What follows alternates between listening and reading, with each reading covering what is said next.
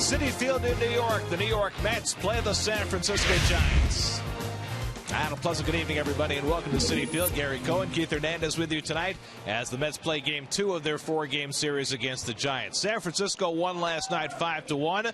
Lucas Duda, though, hit a home run, and that's becoming a frequent occurrence. 6 home runs in Duda's last 9 games. And if you go back a little further, Duda has put together an extraordinary quarter of the season. Well, he had a terrific road trip coming out of the All-Star break. And if you do the math there, folks, in those 40 games, well, that's a quarter of a season. So 4 times everything, that's 48 home runs. Help me, Gary. 120 RBIs. I think I'm correct. What a year. So it's what he did last night. And this is what I like. He's starting to use the opposite field. He did it off a left-hander in the last game against the Phillies, late in the ball game for a base hit. And now the home run to left field. It's a big guy. There's not a ballpark that can hold him. The Mets may have a legitimate cleanup hitter for a very long time. He's gone from a question mark to being one of the most feared sluggers in the National League in a very short period of time. Speaking of coming a long way in a short time, Jacob deGrom makes the start for the Mets tonight, and deGrom has installed himself as a very solid candidate for National League Rookie of the Year. Well, you look at those numbers right there.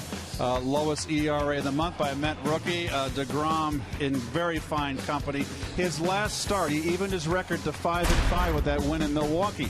It wasn't his best stuff. He got off to a slow start, but what impressed me was he righted the ship against a very powerful offensive ball club. He won 6 1/3 innings, gave up 4 hits, 0 runs. He blanked them, didn't strike out a lot, but he didn't have his best stuff. And you know what? Sometimes you go out there, you haven't got it. You got to be able to make adjustments. He showed me he can. And deGrom now over his last 7 starts has posted a 1.37 ERA. He has really been extraordinary.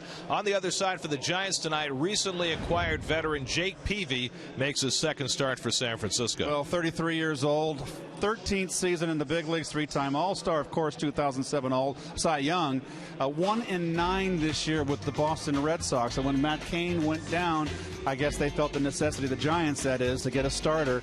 He started his first start in San Francisco against the Dodgers and got beat. He's got a 10-game losing streak. He's always pitched well against the Mets, especially back in his days as a Cy Young Award winner in San Diego. It's the Mets and the Giants. Game 2 of the series. All the action coming your way on SNY.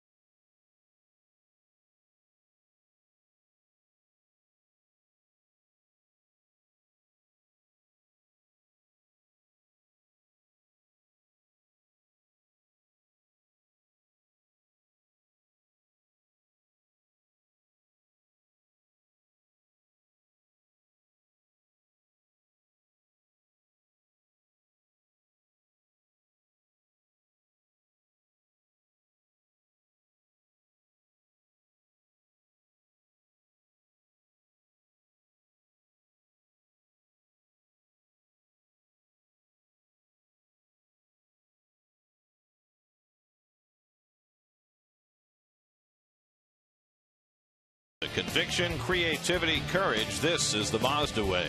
By StubHub, earn 2% back in fan rewards on every purchase on StubHub, including Mets tickets. StubHub, your ticket to upgrades and more. By Geico, 15 minutes could save you 15% or more on car insurance. Visit geico.com for a free rate quote. And by Chevrolet, proud sponsor of the New York Mets. You can follow every Mets game on MLB.com at Bats on your favorite mobile phone or tablet. Get live look-ins, instant replays, scores, stats, audio, free MLB.tv game of the day, and more. Download on the App Store or visit Mets.com today. Time for you to send in your AT&T fan photo of the game. Tweet or Instagram your photo using hashtag SNYFanPhoto for a chance to have it shown later tonight during the game. All the rain from earlier today has left. It's a cool evening by early August standards at Citi Field. Fireworks after the game. Mets hoping for fireworks during the game. Mets and Giants. First pitch is coming right up.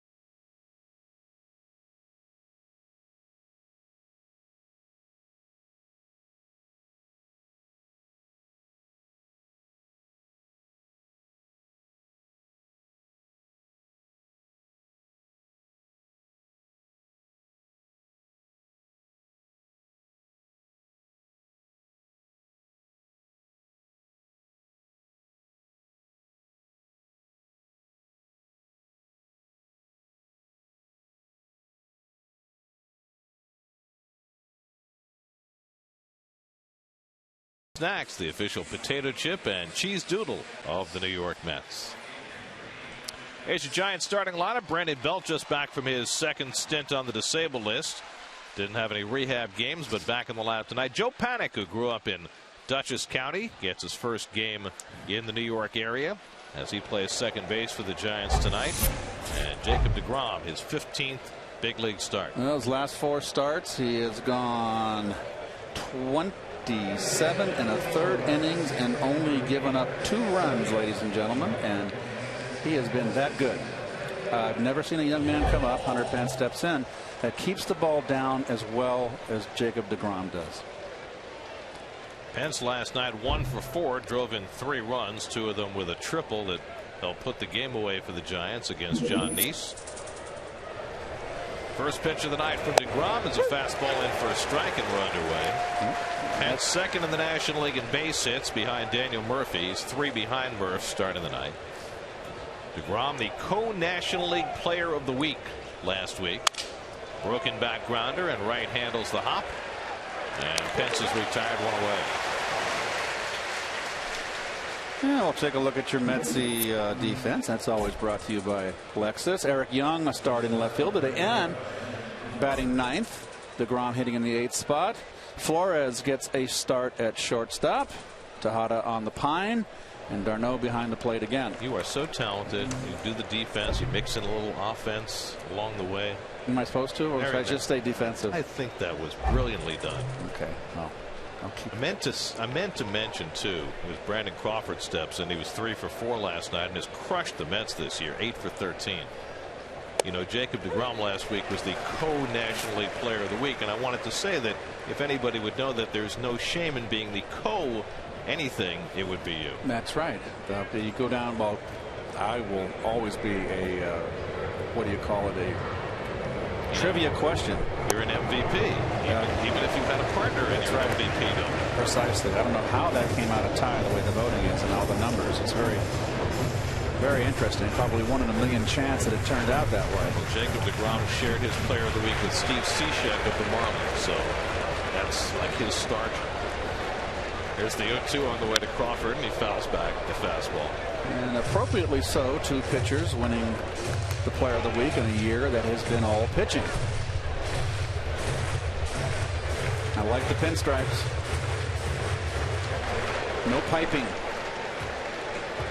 This is as close to the old style classic Mets home uniform as you can get.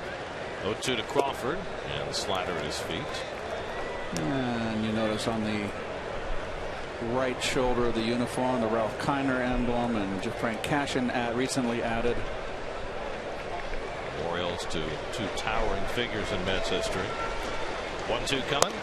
And the fastball got him looking at 96 miles an hour. Crawford is out on strikes, 2 away. Well, home plate umpires are Brian Honora, and I don't see d'Arnaud moving the glove, so that's got to be on the corner. And there he is again, Gary. Keep an eye, folks. This young man, as I said earlier, keeps the ball down and can locate the fastball in and out. Here's Buster Posey, 1 for 4 last night. Posey hitting at .281 for the year. And the curveball from deGrom. First one he's thrown tonight for ball 1. It's interesting how deGrom's instant success, and well, when we say instant, he was what, 0-4, but pitching well, has really changed the whole dynamic of this starting rotation. Well, and as he has gotten it in gear, so has Zach Wheeler, and as a 1-2 tandem of first-year and second-year pitcher, it's been stunning to watch. Yes, and I think everybody can say what they want, but I think Cologne set an example in that game. Oh, let's give him a low strike too. Honora is a pitcher's umpire. I think Cologne, that game he pitched in that heat, and he won 8 innings in St. Louis, and he's gone 8 innings twice. I think it really had an impact on these young pitchers. I think that was a big positive. 1-2 to Posey. Little tapper right back to deGrom. The easiest of plays in a 1-2-3 inning for Jacob to start his night. Mets come to bat in the bottom of the first. No score. He looks sharp in this first inning.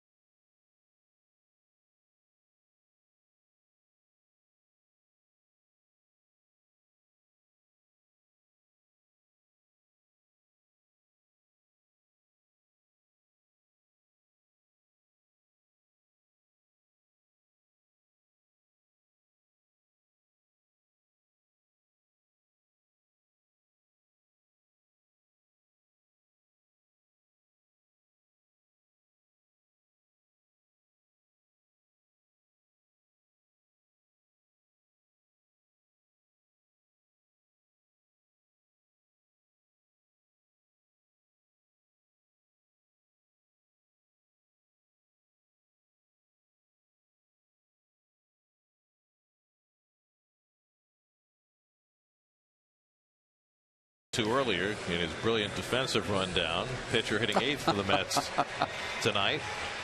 So Eric Young has the 9 slot. Wilmer Flores gets a start at shortstop. Otherwise the same unit the Mets have been throwing out there every day quite successfully. Jake Peavy is second start in a Giants uniform. Well, we talked about the 10-game losing streak this year. Didn't happen in Boston for Jake.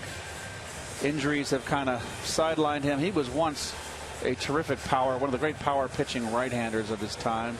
That one year when he won the Cy Young in 07, he struck out 240 batters. Just a bulldog, but not the same guy. Curtis Granderson leads it off. Curtis 0 for 3 last night. And Peavy's first offering nubbed down to third. Sandoval charges, makes the quick toss, and got him by an island. Wow. A little cue shot off Granderson's bat, and they keep the third baseman home in that shift against Curtis, and wisely so on this play. Playing in the hole. And let me tell you, as an infielder, folks, when the guy hits a sidewinder at you, it's petrifying. You don't know how it's going to bounce. They're kind of kicked right. It's spinning like a top, and it's very unpredictable. If it's not going to bounce up, it just, you don't know if it's going to bounce to your left or to your right. And that time it bounced to the left of Sandoval. So 1 pitch and 1 out for Peavy, and here's Daniel Murphy 0 for 3 last night. 131 hits, leading the National League. Peavy's been throwing that cutter more and more as his career has gone along. David Wright waits on deck. 88 miles an hour. Peavy used to be in the mid-90s. Well, he has had all sorts of physical problems, including a torn lat muscle that was completely detached, that they had to use experimental surgery to reattach, and it was not certain at all that he'd ever be able to pitch again. You notice his movement in his arms. He's kind of moving his pitching arm up and down like he's got a little tightness, trying to loosen up. Peavy actually started the season pretty well for the Red Sox this year. It's a strike in to Murphy, and it's 2-2. First 5 starts of the year, Peavy was 1-0, 2.87, but since then, last 16 starts, 0-10, 5.29. Trying to get out of that hole as he misses with a changeup, and it's 3-2. Very straight up, leg kick, push. He got a lot of stress on that shoulder, it looks like to me, on his delivery. Got a little bit of a wiggle in the back. And you can still see he's moving that arm around. He's trying to get loose. Good shape. 6'1", 195.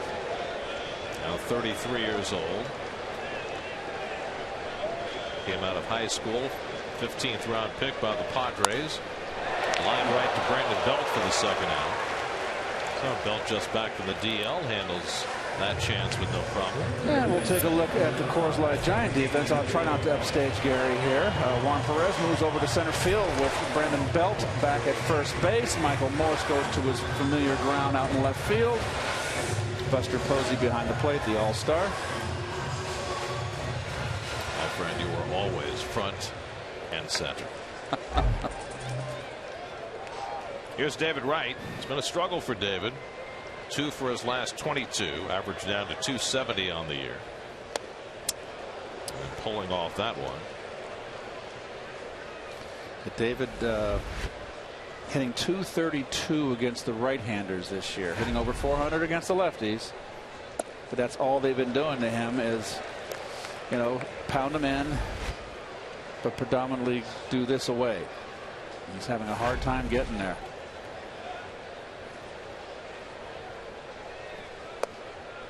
Mets have always had a hard time against Peavy. They faced him as recently as last year in a White Sox uniform, and he pitched a terrific game here at Citi Field. See, David is hit against lefties, but not much against righties. Wright is 2 for 16 in his career against Peavy. It's a good pitch right there. All the breaking balls. Peavy wanted a fastball in, and he missed up and in just to show David. Let's see if he doubles up. Because David's really got to be concerned about the outside corner against right-handers. They're going back in. Oh, and he's expletive. Peavy wanted that pitch as a strikeout pitch, but he missed. No second straight full count for Peavy.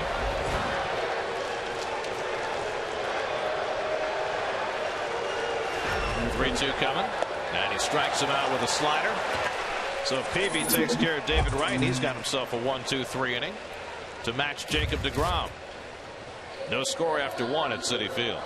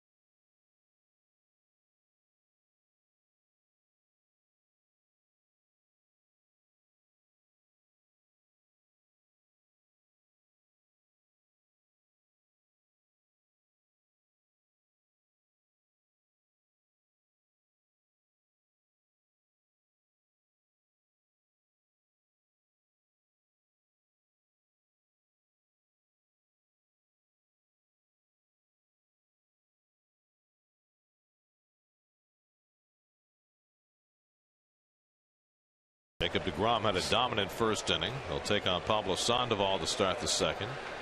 Big crowd gathered on fireworks night. The Mets and the Giants. Missouri Tiger covered colors. Batman.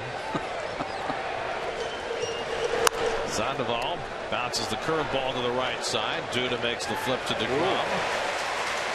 And that's the first out. Well, deGrom, being the ex-shortstop and infielder that he is, very athletic. Throw behind him here, and notice the difference tonight early. How the Giants attacked Jonathan Neese early in the count. And John, you know, what did he have? 57 pitches after how many innings? Was it 4 or 5? And a lot of first ball, fastball hitting. deGrom is throwing breaking balls. Well, it's something that you would have liked to have seen Neese do more of last night, especially against guys like Sandoval and Pence, who tend to swing at everything. Here's Michael Morris, who was 1 for 4 last night. Wearing a little neon orange on those shoes, isn't he? Big, strong kid. Look at those pipes. Holy cow. Stay away from me. I can't say that I like that look. Well, certainly Giant colors. Ugly. Black and orange. Grounded to right, who has it on the back end. And quickly 2 out for deGrom on just 3 pitches. Jammed him big time. And this is what Jacob's good at, locating that fastball in and out of the strike zone. So 2 out now, Brandon Belt. Delta's had an injury-scarred season. Got off to an unbelievable start for the Giants this year. Hit 5 home runs in the first 8 games of the season. But in May, he hurt his thumb. He was out for 2 months. Came back for 11 games. Got hit in the face by an errant throw during batting practice. Suffered a concussion. And returning from the disabled list yet again tonight. It still was not certain tonight whether he was going to be in the lineup. They were going to see if he had any headaches or residual effects, but obviously not. He's in the lineup, and there's Jacob painting knees in black on the outside corner. Well, Belt had to also fight management, which wanted him to go out on a rehab stint He did not want to. He wanted to come right back into the lineup, and he won that battle. And in there tonight, facing a tough customer in his first start back. 0-2 from DeGrom, and it's up and in. Nice try. This is what Jacob now has worked on. And you see this homerless inning streak, outstanding. Best by any man in history as a rookie, breaking Mark Bombach's record. He's mowing down those rookie records right and left, isn't he? He's been good. 1-2 coming. Bounces into Belt. 2-2. That last pitch, I was going to, when the graphic came up, it distracted me. That upstairs fastball to Belt, that Belt took, showed him a lot of discipline. That is something that DeGrom has developed. He didn't have it when he first came up in his first 3 or 4 or 5 starts. This has been something he's added his last 4 starts and been very good with it. 2-2. Rolled in. By the way, graphics guys, try not to distract Keith again. That's right. Come on. But no, it was a good step. I'll find a way to squeeze it in. 3-2 coming to Brandon Belt, and he lines one to foul the other way. Belt also this year, when he first started out, Mike Krukow over there in the booth with the Giants as a TV with Dwayne Kuiper, very good broadcast, said they changed his grip, that he had a real top hand strong grip, and they made a change, and that made a whole ton of difference.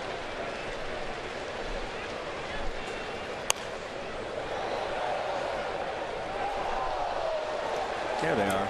Krukow on the left, Kuiper on the right. Hi, guys. 2 great guys. Played against Dwayne in AAA.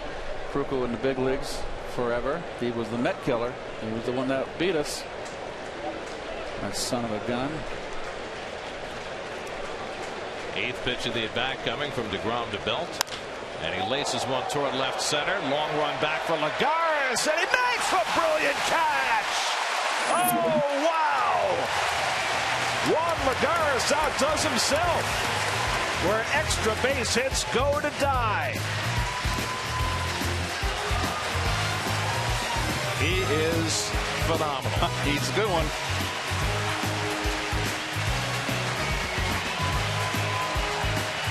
And DeGrom rightfully appreciative.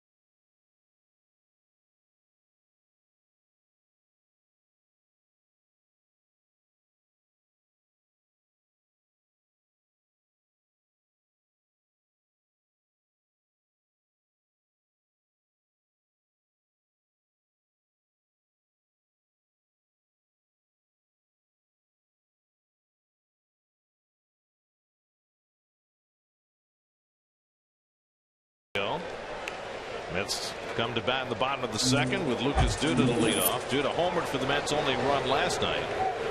Hit it to left field against Ryan Vogelsong, who gave up just 2 hits all night. Duda 6 home runs in his last 9 games.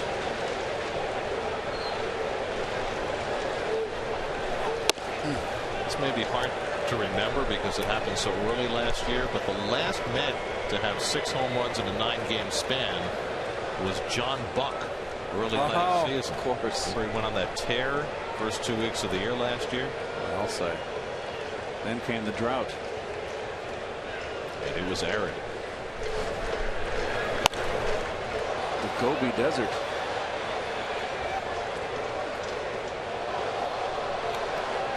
Here's what's amazing about Duda. He's got 20 home runs this year as Travis d'Arnaud waits on deck.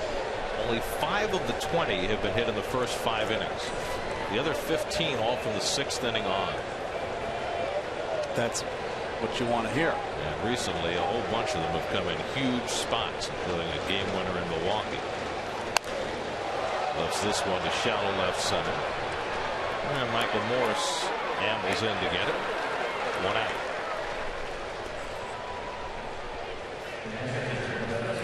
So 1 away now. Travis d'Arnaud. Travis 0 for 3 last night.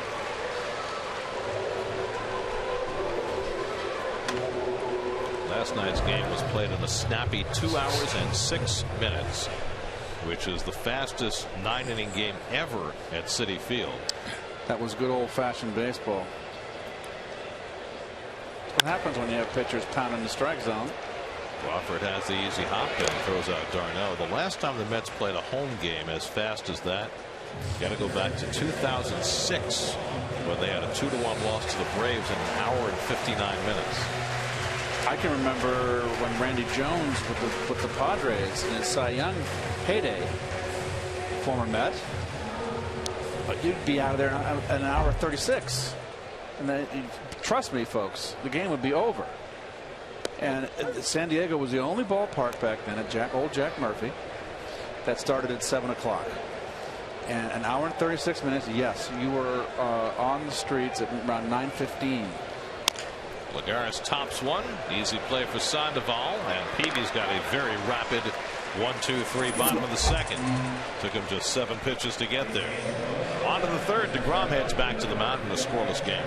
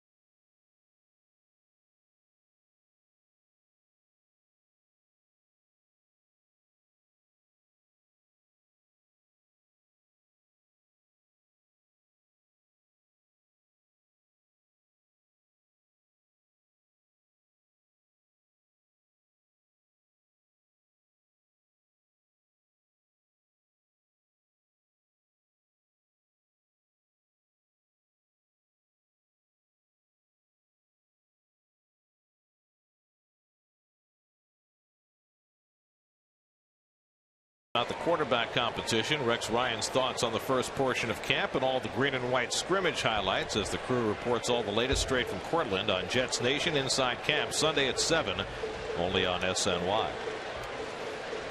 Third inning, no score.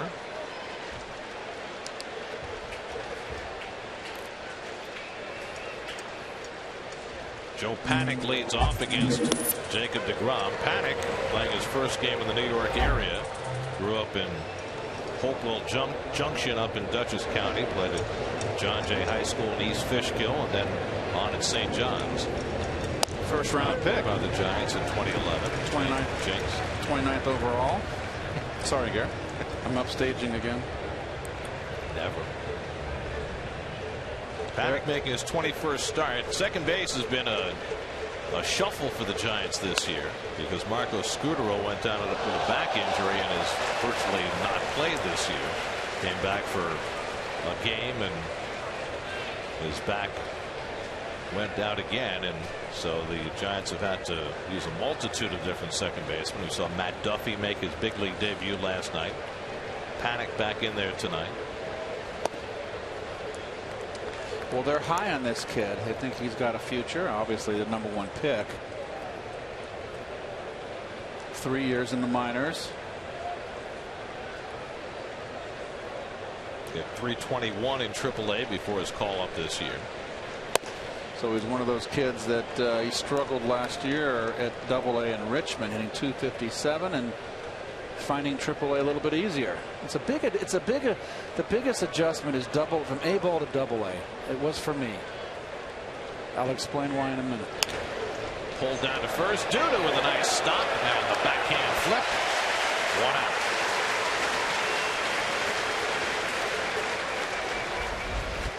Well, Lucas has got good hands, and whatever he can get to, he's pretty assured. He's getting more confident too. I think he's relaxed. He feels he belongs in the big leagues, and once you get relaxed, you start doing other things better.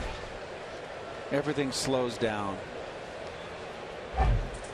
So 7 up and 7 down for deGrom, and here's Juan Perez, who went 1 for 4 last night. Perez, who played his high school ball in the Bronx, takes a fastball for a strike at DeWitt Clinton High School. So you were saying about A to AA? Well, A ball, you get a lot of kids out of high school, at least when I played. I know they draft more college, but the college kids aren't going to A ball. So you got more fastballs, more hard throwers, a little more wildness, things you're used to in high school. When you went to AA, you played against, I was 19 years old in AA, and you're playing against older guys that are AAA cast-offs.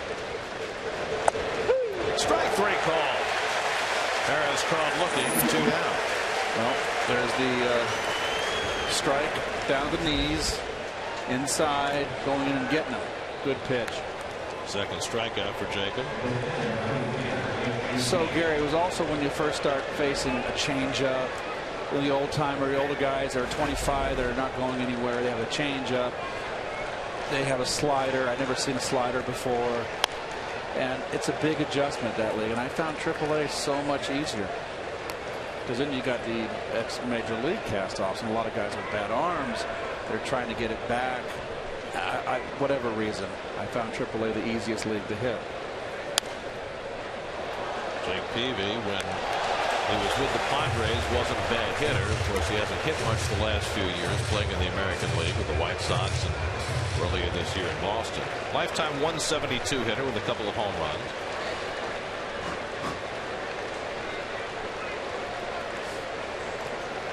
DeGrom ahead 0-2. Struck him out.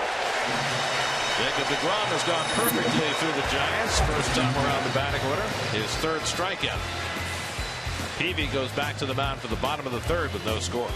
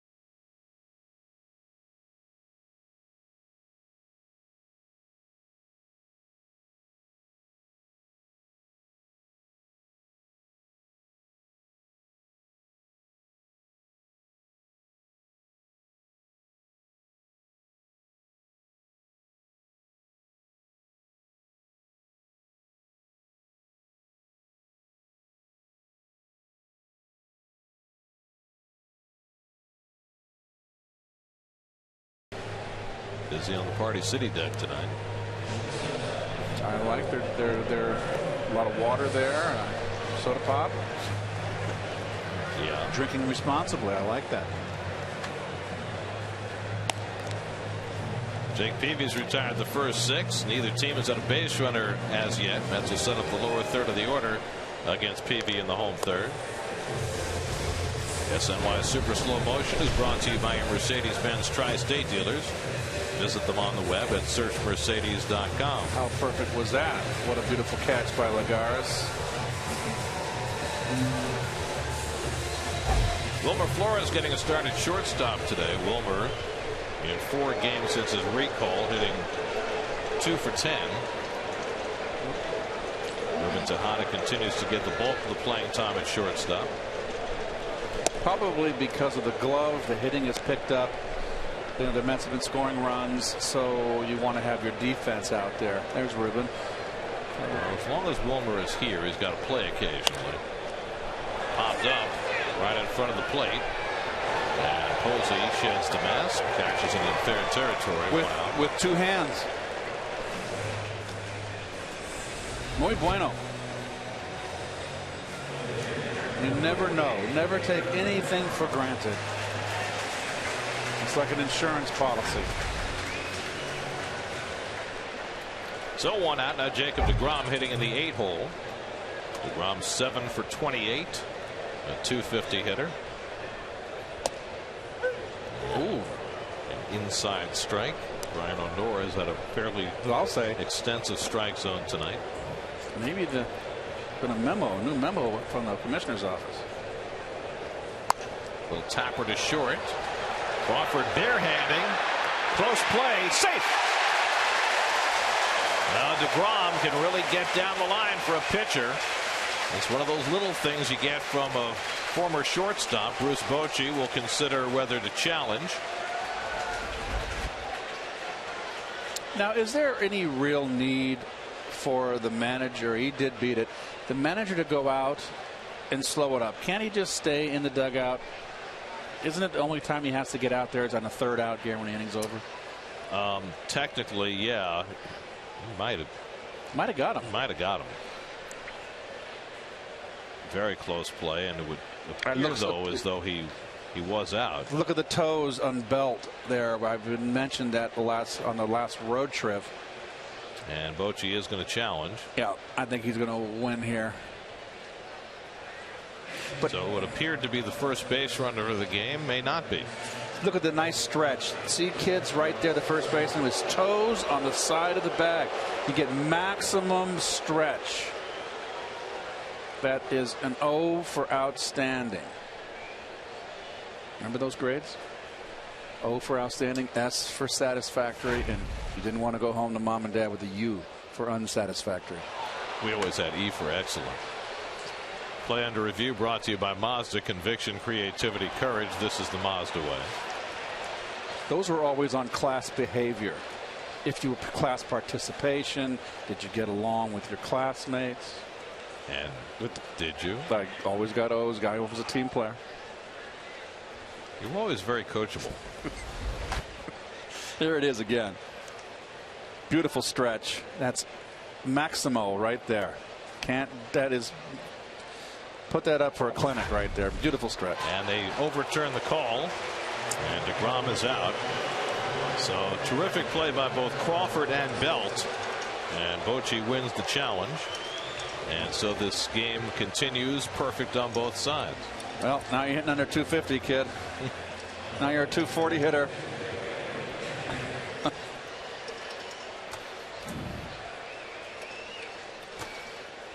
So 2 out and nobody on. Now Eric Young hitting in the 9 hole. This is the only time I like the pitcher hitting 8th with this Met lineup with Eric Young in the 9 hole. You, Gary? I have to say I'm not a big fan of the pitcher hitting 8th, but if you're going to do it, you want to do it when you've got a second leadoff hitter like Eric. Correct. Absolutely. Look at the Sandoval at third base. Way in. Wow. Young's playing time has really shriveled up lately. This is his first start in a week. This is last Saturday in Milwaukee. He lifts one out to left field. Morse has it lined up. And so just like DeGrom, Peavy is perfect through 3. No base runners on either side. Take that hit away. It was overturned. Come on, catch up, guys.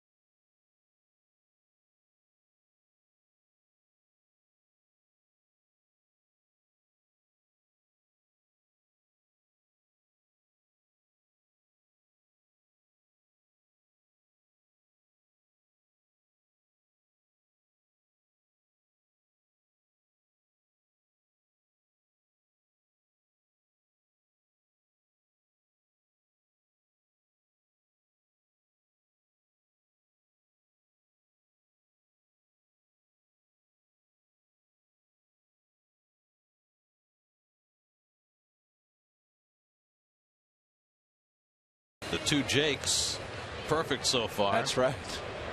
Where's Jack? I believe Harvey Keitel was in that movie. Elias informs us that between 1907 and 2009, there was only one matchup of pitchers both named Jacob. Since then, there have been a few. It's become a more popular name again. Okay. So Jacob versus Jacob tonight. Biblical. And perfect so far. Hunter Pence grounded out to right his first time up. That's David Wright.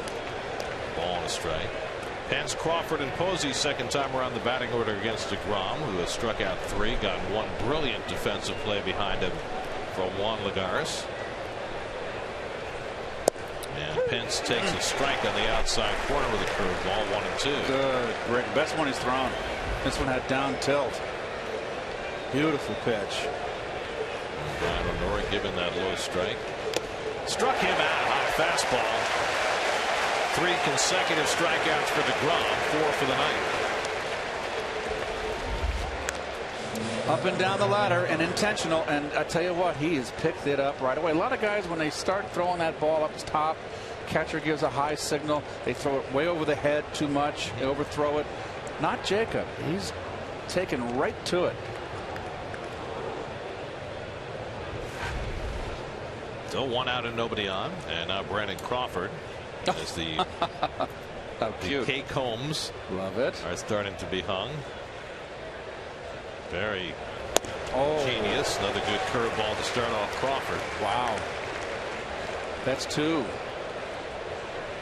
Have a look at that, my friend. Try to get some white ash on that pitch.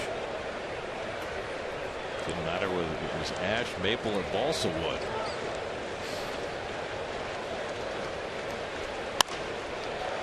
And quickly 0-2 to Crawford. DeGrom has won his last 4 starts. In each one of them, he's gone at least 6 innings. In each one, he's allowed 1 run or less. First Met rookie ever to put together 4 straight starts like that. Yes.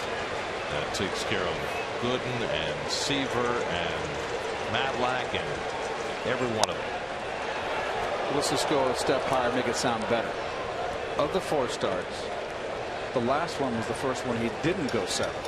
He went 6 in the 3rd. He had 3 in a row going 7.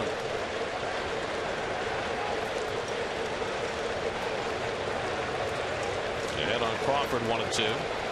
And curveball popped up.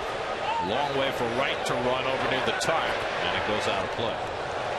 Well, it was interesting. You last night asked Sandy Alderson about the plans for DeGrom as we go down the stretch of the season, because there's been a lot of conversation about limiting his innings to 180, 185, and there's been talk about moving him to the bullpen for a stretch to get him there. But you can't move him right now, and you have to wonder what's going to happen if he keeps pitching like this. And we all have one historical reference. Line right to Duda for the second out. Nice at bat by Crawford. We have one historical reference that didn't work out, and that's the Washington Nationals with Strasburg, and they shut him down, and they didn't get to the World Series. And I got to believe, you know, if they let him go, they might have beat the Cardinals in that championship series. And you might throw another piece into that Strasburg story, which is he really hasn't been as good since. No, he has not. I don't think it has anything to do with that, shutting him down. There's Posey, and he bounces one over the back, foul. I think that if the management would have made a case if they had kept him in and pitched. Oh, we shouldn't have. He's not the same pitcher. We overused him. I don't think that you can get. That can't be the same or regress because they shut him down the last in the playoffs. But DeGrom doesn't have any injuries yet, right? Am I correct? No surgeries. Well, he did have Tommy John surgery. Oh, that's 4 years ago. Sorry, my fault. Shoot me. Not really. But I think it's more, it's more building up his innings. That's what they're talking about, and not pushing him too far. And that's what many organizations concentrate on right now, are innings levels. 0-2 to Posey, and he wouldn't chase the slide. I don't think that they would be so keen on the innings pitched if he hadn't had the Tommy John surgery. I think with Tommy John, they're going to be more cautious, and rightly so. 1-2. On the back. But we'll see. The question was to Sandy last night, if you weren't watching the ball game, folks, was, if this Met team gets in a pennant race or wild card race, which they could do, a lot of season left. They got to get it in gear, get ahead of some teams. Would you extend DeGrom? Extend his innings, not shut him down. I mean, he's one of the big reasons the Mets have had this rush here. Yeah. Well, the Mets are 7 out of the division, 6 out of the wild card. So as you said, they've got a lot of work to put themselves in that position. But how do you stop a freight train? This guy's pitching right now.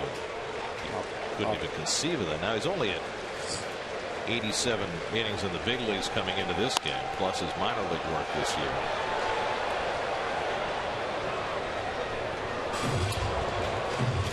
If he makes every start from here to the end of the season, he's going to go over the limit. Yes. It's that simple. You see, he's throwing what? That's coming into today. How many starts does he have left? So he's got 10 starts left, I think. 40 games. No. How many games left in the season? 53 games. So he has maybe 10. 10 starts, yeah. 2-2. Soft roller to short. Flores comes in to get it and throws on Posey. Still no base runners on either side. The two Jakes putting on a show. No score going to the bottom of the 4th.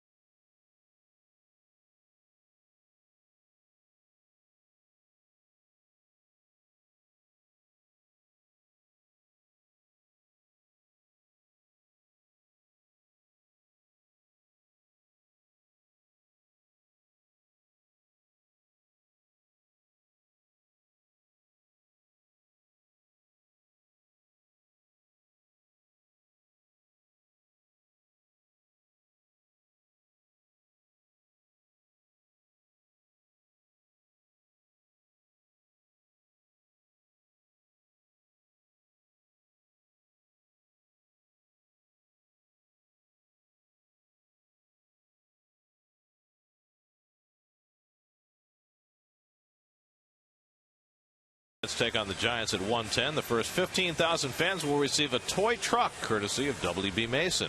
For tickets, visit Mets.com/Family Sundays. Beautiful sunset developing. Curtis Granderson starts the second time around the batting order against Jake Peavy and takes a strike. Granderson actually has as close as the Mets have had to a hit. Hit a slow roller to third, and Sandoval made a nice play to throw him out. DeGrom also came close to an infield hit. In fact, had one until it was overturned. But neither team has had a base runner as yet. 12 up and 12 down for DeGrom, 9 up and 9 down for Peavy. Granderson, Murphy, and Wright trying to change that. So the Mets in this series in 12 innings have had just 2 hits. Ryan Vogelsong went the distance, going 9 for the first time in his career, 2-hitter last night, and nothing so far tonight.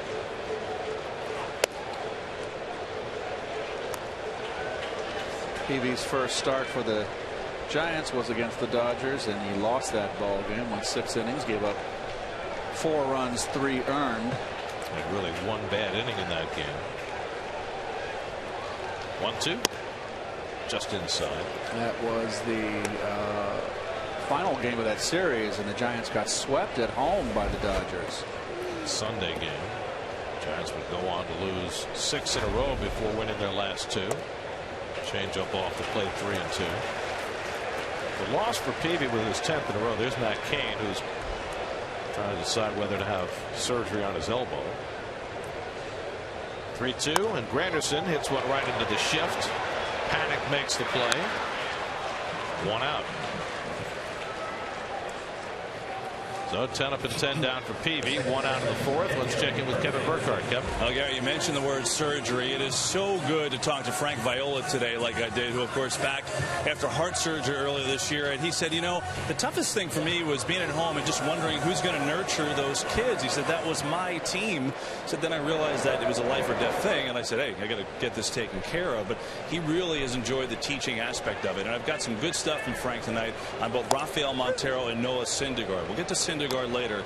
But Viola, we talked about Montero, and, you know, I think guys, and we were too, Mets people in the organization were kind of miffed at what they saw when Montero came up to this level. Because basically everything he showed here was a complete opposite of what he did in the minor leagues. He wasn't poised. He was walking people, throwing too many balls. He had done none of that in his minor league career with the Mets. So Viola said what he's seen is this. He had a little bit of an oblique injury. He came back, and he said the 3 starts since the injury, he was just nitpicking. And he said, to be honest, I think his confidence was shot as Murphy's going to ground out. That'll be out number 2.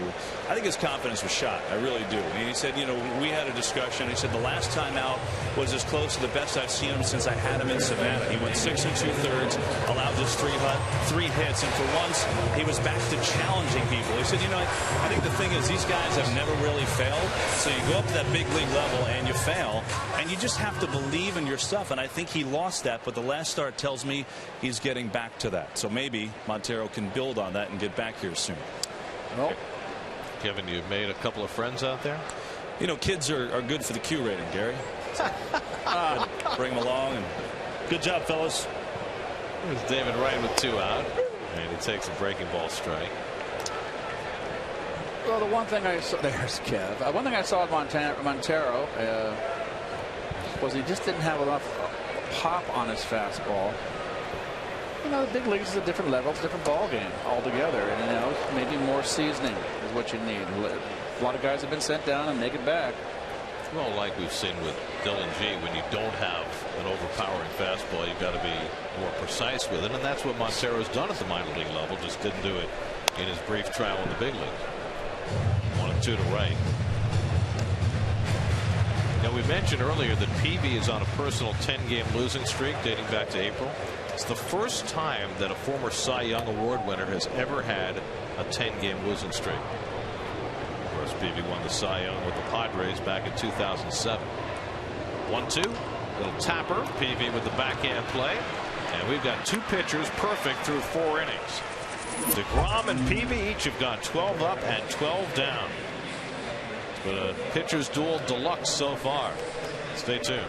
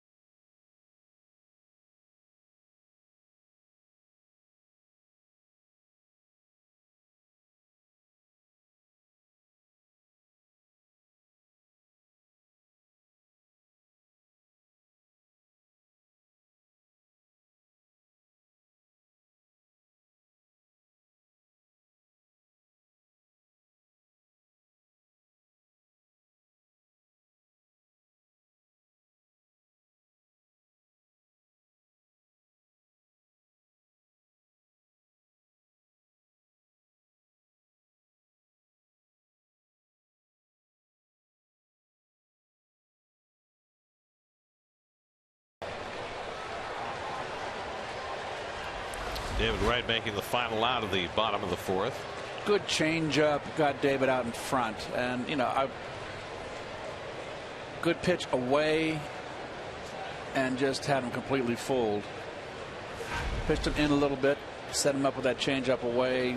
If it's a breaking ball, fine. But it's a changeup. That was just an outstanding pitch.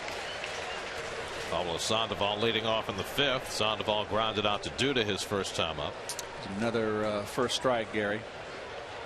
It's 11 of 13 for DeGrom so far. And the Panda takes a fastball just inside, 1-1. I tell you what, DeGrom is throwing hard tonight. He's got good zip on that fastball. He struck out 4.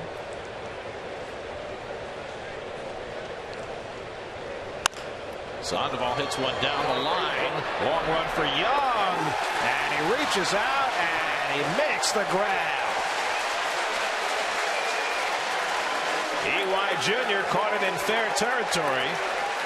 Disappeared from our line of sight, but makes a nice reaching, sliding play. Oh, he does the right thing, sliding.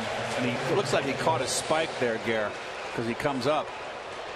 But, with that fence right there, what do you got? What does that look like? Not less than 10 feet and a foul ground there. Best to play it safe. Nice play. So one long out to start the fifth inning. And now Michael Morris, who grounded out to third his first time up. And he takes a curveball for a strike. Good one. DeGrom has been able to throw that curve for a strike anytime he's wanted to. Morris with those hands out over home plate. Very unique. And no chance on that curveball. 0-2.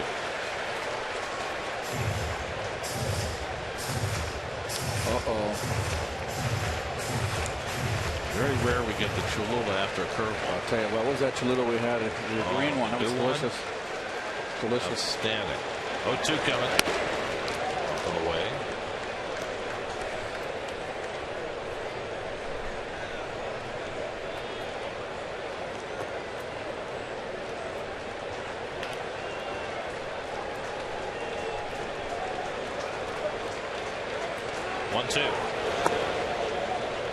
This is low. So what do you think of those shoes he's got on there here, Mr. Morse? Well, we looked at them before, and I'm gonna get a second look without the stirrups. Don't they look? If you go running at night, at least the truckers can see. 2-2 from DeGrom. Got him with a changeup. Beautifully done by DeGrom. His fifth strikeout, 2 out of the fifth. Boy. Beautiful. 14 up, 14 down. See that changeup grip? So 2 out. 5 strikeouts. Also 2 great defensive plays in the outfield behind DeGrom. The one a moment ago from EY Jr. and an even better one from Juan Lagares to rob Brandon Belt his first time up. And Belt takes a curve for a strike. Good back door. If he gets this out right here, it'll be the first 27 batters of this game. Perfect game.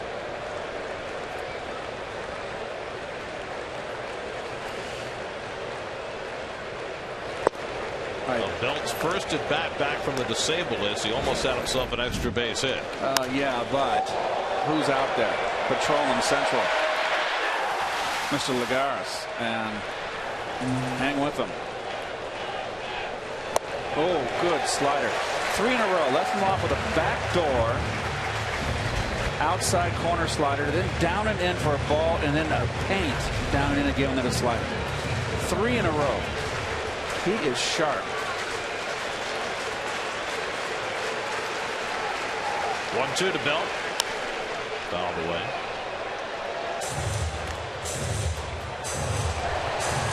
I'll tell you what, the scouts around here, and they're around, don't think that they aren't making positive notations back to their organizations about this young man. We let this guy go to the 9th round. Untouchable. Here's the 1-2. Off the inside corner with a slider. 2-2. Well, DeGrom went from college shortstop to occasional late inning reliever. Love his attitude. Love his demeanor. 2-2. Dirt. Full count. Slowed down his motion there. He knows it too. He's mad at himself. He got out of his rhythm. Only the second 3-ball count of the night for DeGrom. Just slowed his arm action down. That's why he threw it in the dirt. Just kind of goosed it in there a little bit. He knew it. Watch him let this fastball loose here. Both of his 3-ball counts have been to Belt. Slider ball. And he walked the first base runner of the game for either side. A 2-out walk to Brandon Belt after DeGrom had retired the first 14. And he lost him after an 0-2 count. Well, there's one thing I mentioned to you, Gary, before the game. If you're looking at the lineup, you've got Joe Panik, who's hitting 214, and Juan Perez hitting 160, and then Jake Peavy. Belt has power. You're in a 0-0 ball game. Gosh, you want to make one mistake and lose 1-0, or pitch to Panik, who hasn't hit a home run, who's just getting his feet wet. Well, there's no panic in DeGrom.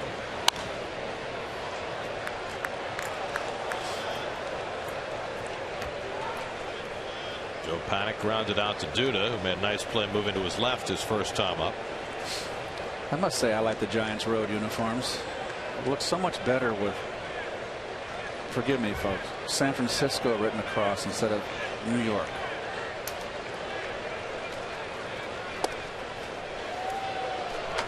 No offense. It's been 56 years. Let me tell you something. We didn't have a ball club when I was a kid growing up until the Giants came. So it was nice to get a National League team where I grew up. What, 4? When they moved out? Was I 4? Okay, fine, but we wouldn't have had one. And we had Willie Mays, Jack Sanford, Johnny Antonelli. Well, you had the San Francisco Seals. Had Lefty O'Doul. Joe DiMaggio played for the Seals, did he not? Yes, he did. I think Gil McDougall did too. DeGrom ahead 1-2 on Panik.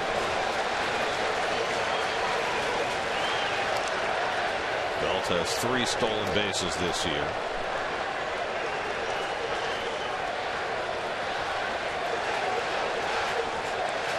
Quite the electricity in this crowd, isn't it? It is. It's nice to see. Nice to hear. First 2.5 months was a morgue here. Panik grounds one down to Duda. Slight bobble, but no problem for Lucas. 5 hitless innings for Jacob DeGrom. Gives up his first base runner, but nothing else. Halfway through. No hits either side.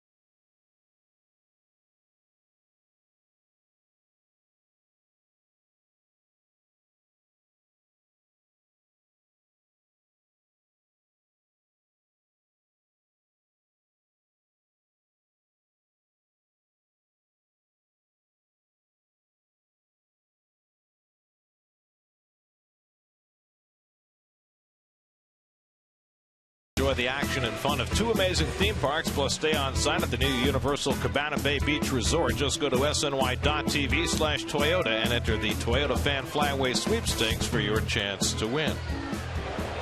Lucas Duda leads off the home 5th inning against Jake Peavy, who's retired the first 12 Mets. Duda flying to left his first time up. 97 years ago, May the 2nd, 1917, in Chicago, the Cincinnati Reds played the Chicago Cubs. Fred Toney pitched for the Reds. Hippo Vaughn pitched for the Cubs, and they each threw a no-hitter for 9 innings. Reds won it in the 10th. We are halfway to Toney and Vaughn. 1917? That was at Weidman Park, which would later be renamed Wrigley Field. Wind must have been blown in. What was the date? Exact date? May 2nd, 1917. No, still cold there. Probably the wind blowing in off the lake. Took an hour and 50 minutes for 10 innings. 0-2 to Duda, and he pops one foul. I mean, this is extraordinary what we're seeing so far here tonight. Peavy, just his second start for the Giants, trying to snap a personal 10-game losing streak. He's been perfect. DeGrom retired the first 14 before issuing a walk to Belt, but no hits on his side either. Duda, d'Arnaud, and Lagares for the Mets in the home 5th. Pitching Duda inside. We noticed it last night. Garrett made the note that they're starting to in and out Lucas now. The word's gotten around. Got a big man-eater up there in that cleanup spot.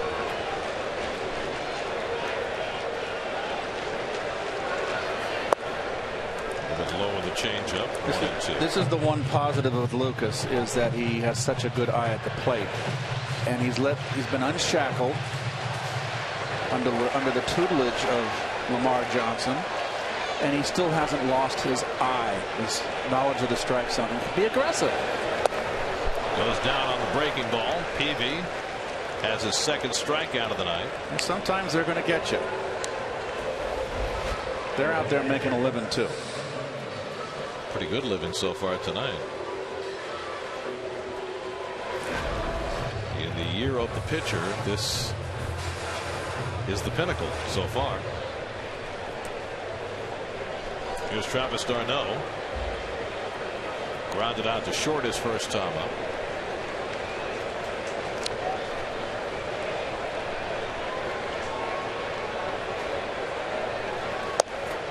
Peavy looks good too. He's been in and out of the corners, mixing in his breaking ball, occasional changeup. He's an old bulldog. Peavy acquired a week ago from the Red Sox for 2 minor leaguers.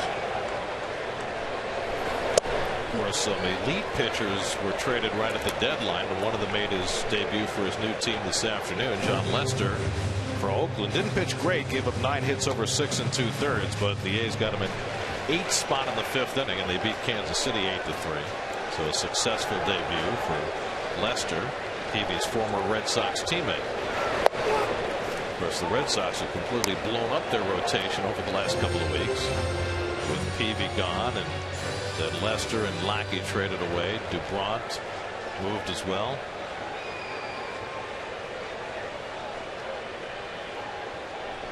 One-two coming to d'Arnaud. And that one skips to the backstop.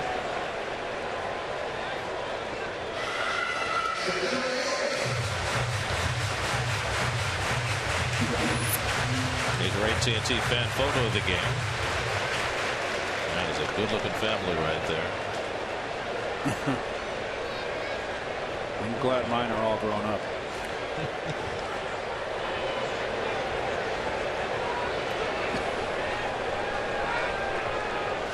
2-2 to d'Arnaud. Breaking ball, another chance for Crawford. And there are 2 out. So the string of zeros continues.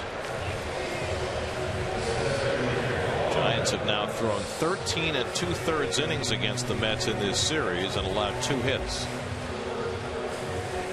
Met team that had been picking it up offensively, particularly here at Citi Field, but Vogelsong last night and Peavy so far tonight allowing nothing. Here's Lagares, who grounded out to Sandoval his first time, and he takes a slider for a strike. Peavy's found his rhythm. There's Dave Righetti, former Yankee, Bay Area kid. I think one of the best pitching coaches in the game. He's had a great tenure here in San Francisco. I think Dave grew up in the San Jose area, if I'm correct. He knows what it's like to throw a no-hitter. Yes, he does. Threw very hard. It's July 4th gem for the Yankees. Chopper side the ball with a nice reaching grab. And Peavy is perfect through 5. DeGrom hasn't allowed a hit.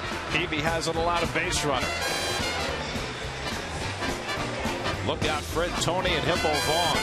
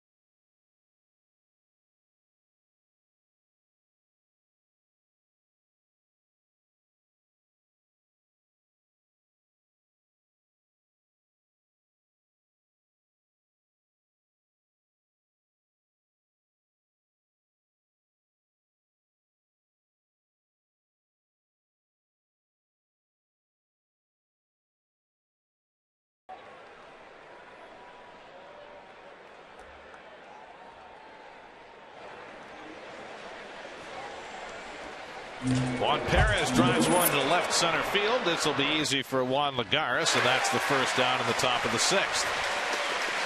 So DeGrom throws one pitch, gets one out in the 6th inning. By the way, in that Philly-Washington game, A.J. Burnett got ejected after giving up those 5 runs. That's the worst I've ever seen A.J. pitch. I got to wonder if something's wrong with him. He was not throwing hard, couldn't break a pane of glass, and it looks like it's carried over into this start. That's 5-0 Washington in the 3rd. It's one of Ruben Amaro's stars who nobody bid enough for. Jake Peavy takes a strike. Peavy struck out his first time up, one of 5 strikeouts for DeGrom. Oh, good. Quick curveball, and it's 0-2. Wow, wow, wow. In triplicate. That's just impressive. Makes quick work of Peavy. Strikeout number 6 for Jacob DeGrom.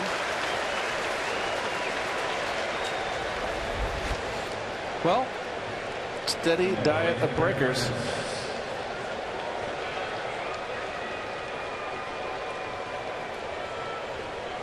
Went over and talked to Mike Krukow last commercial break, folks, and asked him what he thought about DeGrom. I gave him a big tip that this kid's got something special. Said he loves his free and easy motion.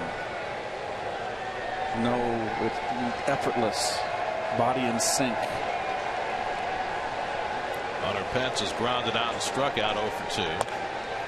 Little pop up, and who's going to get it? Duda with the sliding grab. Side retired. Jacob DeGrom through 6 has not allowed a hit.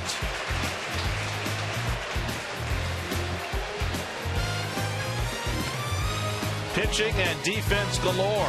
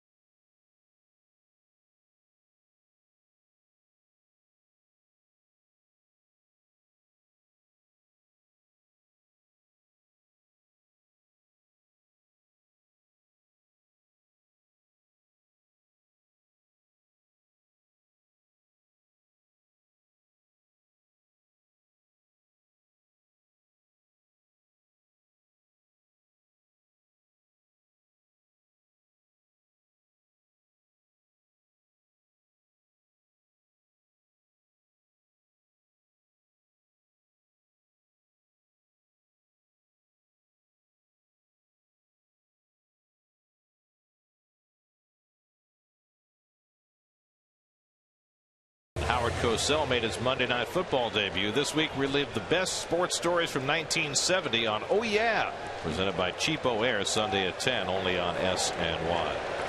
Omar Flores leads off the home sixth inning against Jake Peavy, who's been perfect through the first 5 innings.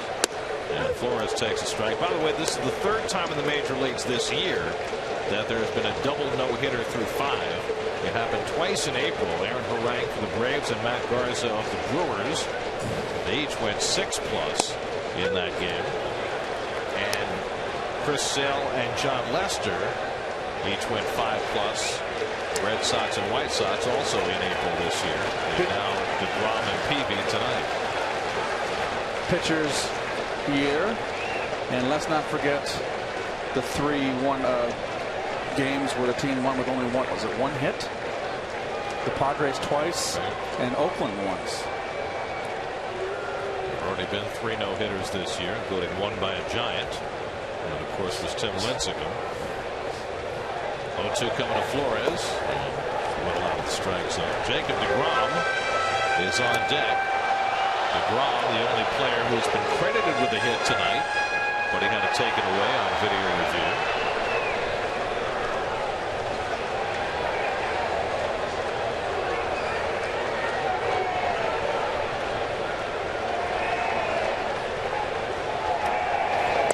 And Flores takes just outside. 2-2.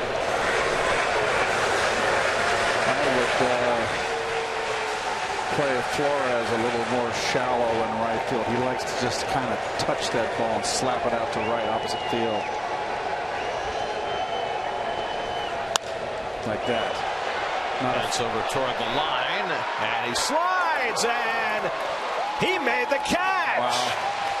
Well, the Mets have made 2 terrific plays in the outfield, and now the Giants have one as well. Hunter Pence, an exceptional catch on a ball that was caught in foul territory. Well, both lines now have had similar catches. Eric Young not too long ago in this ball game, and looks like Pence might have got hurt a little bit there.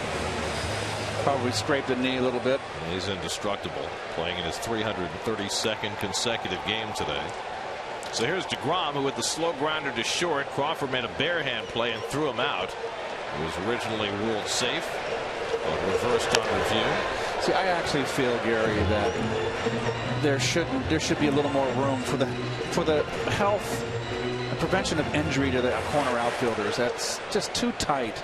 Should be maybe double the distance, because the outfielder can't tell if it's going to be fair or foul. He's got a bust in there. He can get hurt. Panic down to a knee. 2 out. Mets upcoming schedule brought to you by Wise. Day games tomorrow and Monday. Then the Mets are off to Washington for 3 and Philadelphia for 4 on their upcoming road trip. 17 up and 17 down for Jake Peavy. And now Eric Young.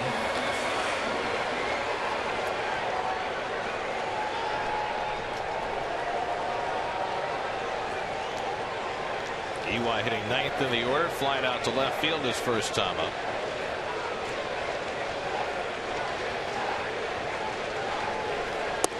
Thinks about the bunt. I saw the ball further in. Not where the corner infielders are playing. I don't think EY is going to try to bunt.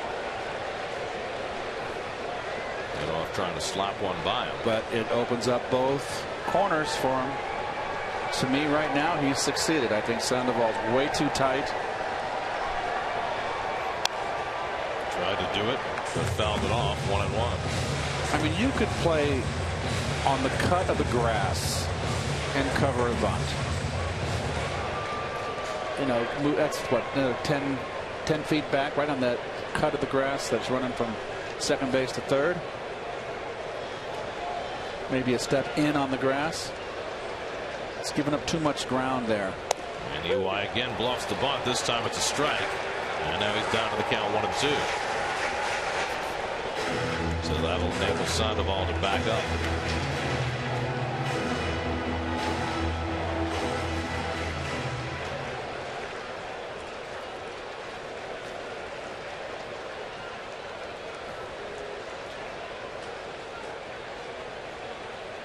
One, two. Dismissed. 2-2.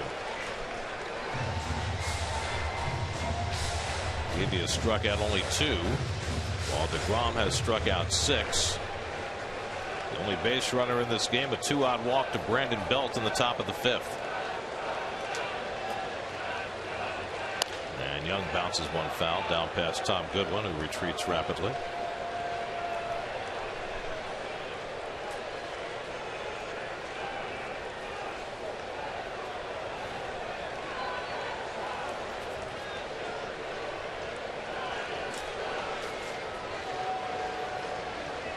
Peavy's never thrown a no-hitter. He has 3 2-hitters in his career. Well, not too many have thrown no-hitters. Not easy to come by. His teammate Lincecum's done it twice now. A little tapper, that'll go foul.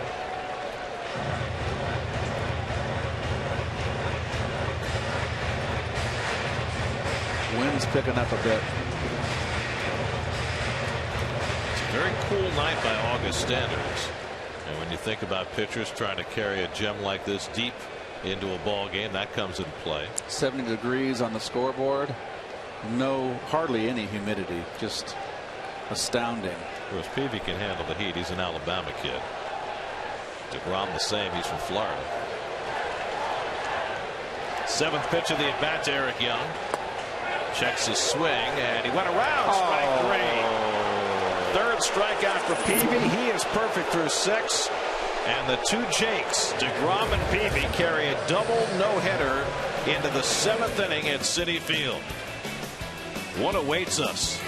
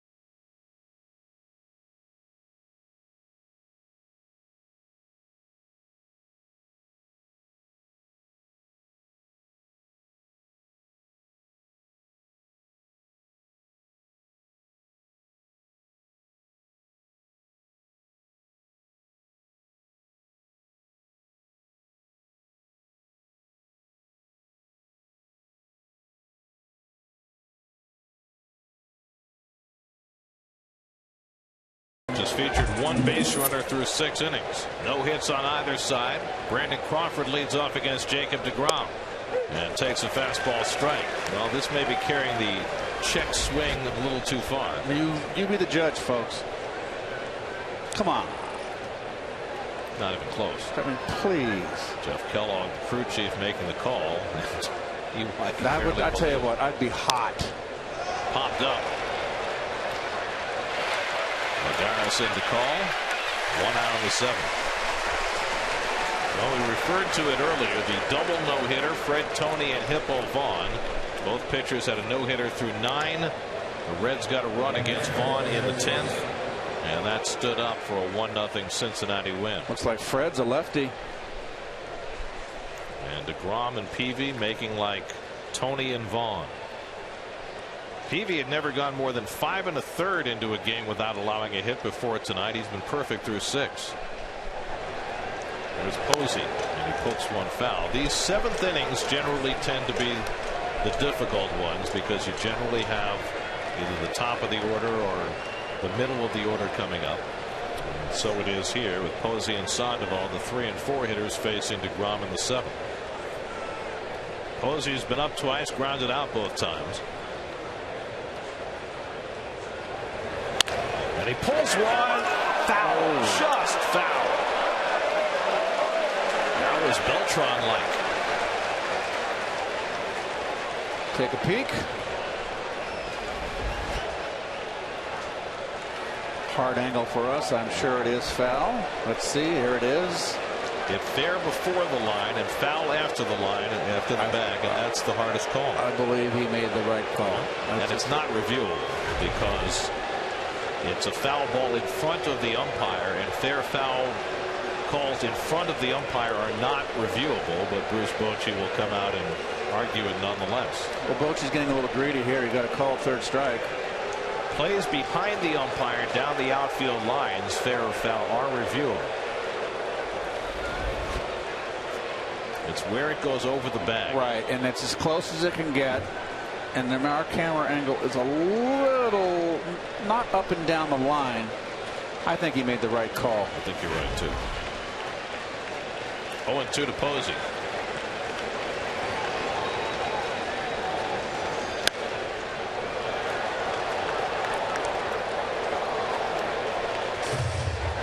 Verizon trivia question. 4 players to win Rookie of the Year for the Mets.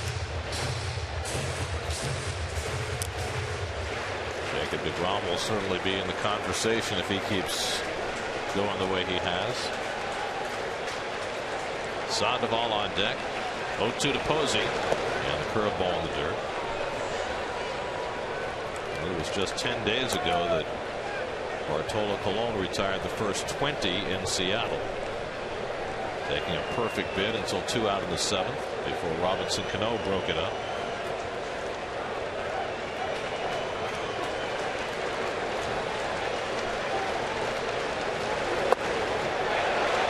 How about that half swing? Yeah. It's about the same as Eric Young. Oh, but that's Posey.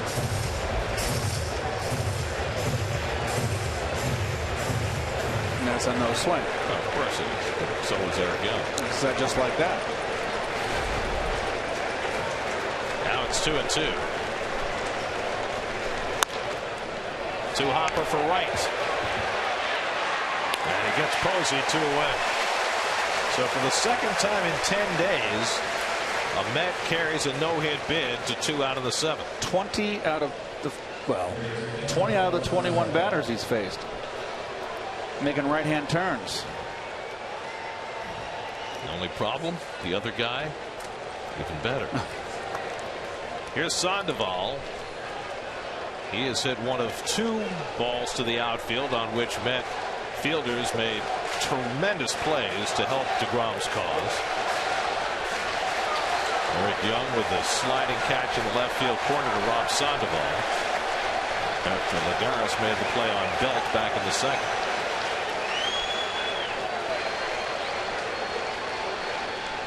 You want him on your side when you're working on one of these. Sandoval toward left center, and that is going to be the first hit of the game. Lagares with a dive that had no chance, and Sandoval into second base with a 2-out double. Well, I tell you what, nice round of applause. Standing.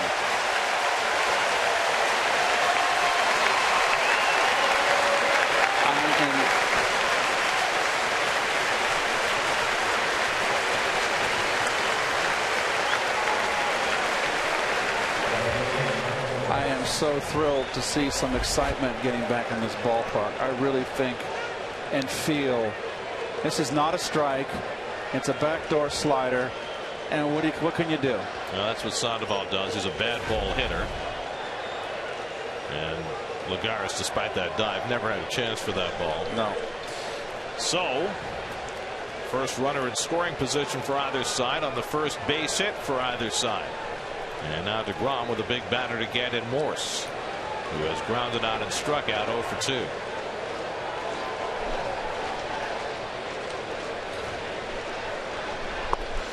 As I was saying, Gare, and I'm just so excited and happy to see some excitement back in this park. The fans responding. I really feel that Met fans are starting to like this team. I am starting to like this team. And there's nothing wrong with it, Met fans. You can like this team. This is teams worth liking. Wright comes in to get it. Ignores Sandoval. Throws out Morse. Side retired. So DeGrom gives up the first hit of the game. A double to Sandoval. But he is through 7 working on a shutout. Now Jake Peavy goes back to the mound. He's working on a perfect game. What a great night of pitching we're watching.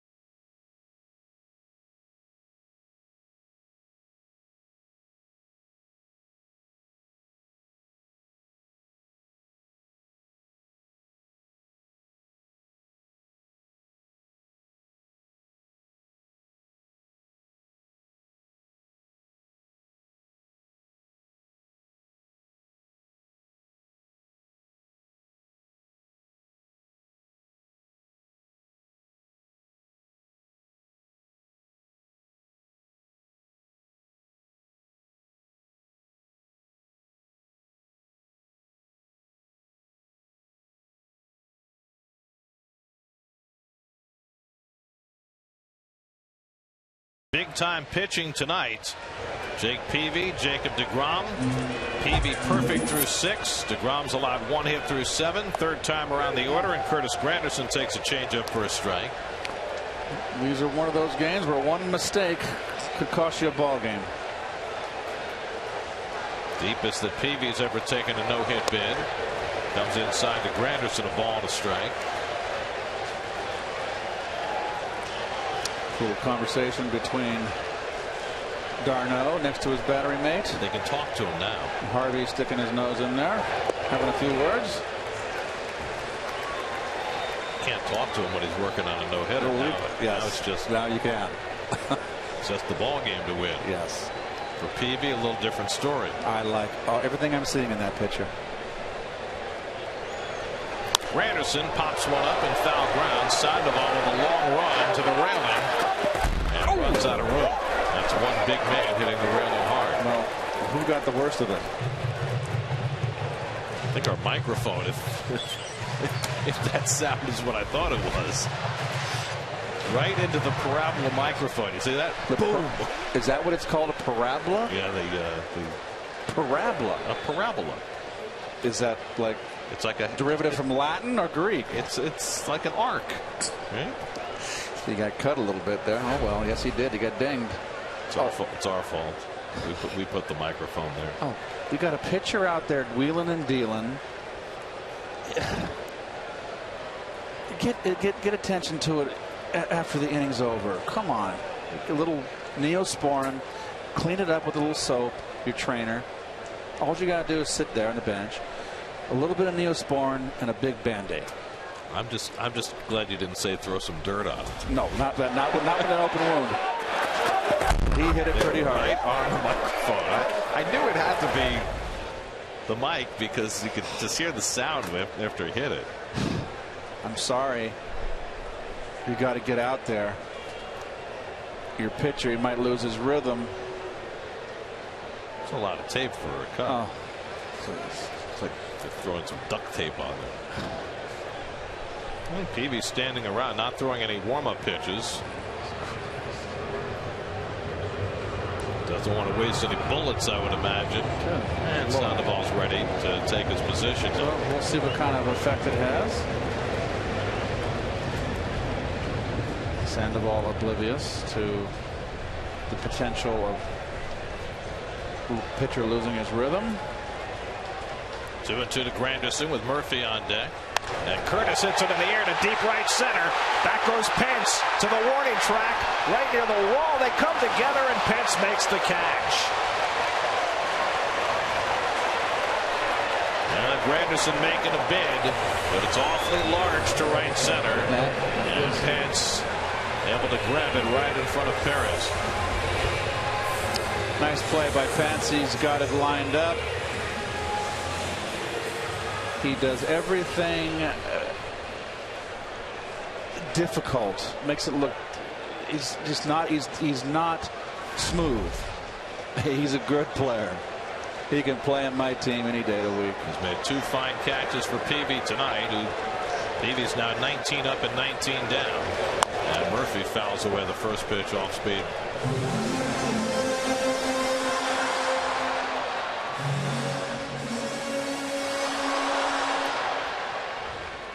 David Wright on deck. Murphy hit a line drive his first time up right to Belt at first base. And then he grounded out in the 4th.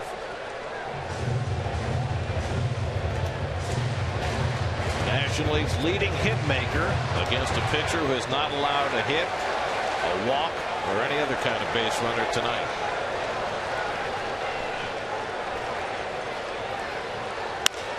Hit the other way. Morse going back, and it's over his head. Murphy's got the Mets' first hit. Morse, who struggles in the outfield, misread that ball, and Peavy's bid for perfection thus comes to an end.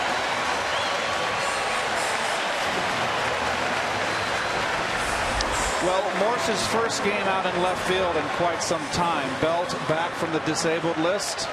Back to first base. Morse back to his normal digs out there in left field and just misplays this ball. Well, we've seen that plenty with Morse over the years. He's not a gifted outfielder, and it costs Peavy here. Well, no one feels worse than Michael Morse right here. You got a pitcher out there throwing a no-hitter, and you misplay a ball, you feel terrible. So Murphy has his 31st double. David Wright will try and cash in the game's first run. David's 0 for 2 tonight. Looped into shallow left. Morse coming on, and it drops for a base hit. Murphy to third. 1 over Morse, 1 in front of Morse. First and third and 1 out.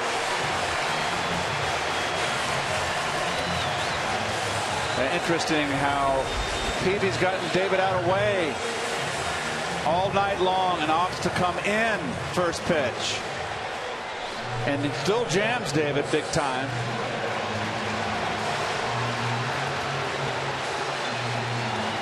See Peavy's reaction.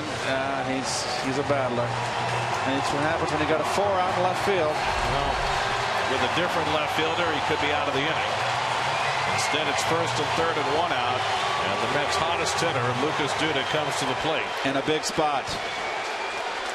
These are situations that have been difficult for Lucas this year. Getting a runner in from third with less than 2 out. He's just 8 out of 20, 40%. Well below the league average. A sacrifice fly here. When you get a sacrifice fly, you go up the middle. You don't try to pull. Giants hoping for a ground ball to turn 2 with. And Peavy comes inside for ball 1. Lucas has flied to left and struck out. Murphy actually was good base running there. It wasn't sure whether Morse was going to get there. You don't want to double yourself out of the inning. first and third is fine. With sacrifice fly, put your team ahead. So good base running by Murph. Left center field, Lucas. Dude has driven in a run in 7 straight games. The last time a Met drove in a run in 8 straight games, 2006. Delgado did it. Beltran did it. Duda trying to get there.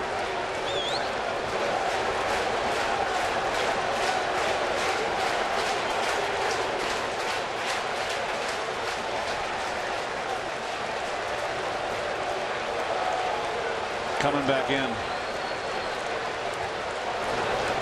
And he hits him, and the bases are loaded.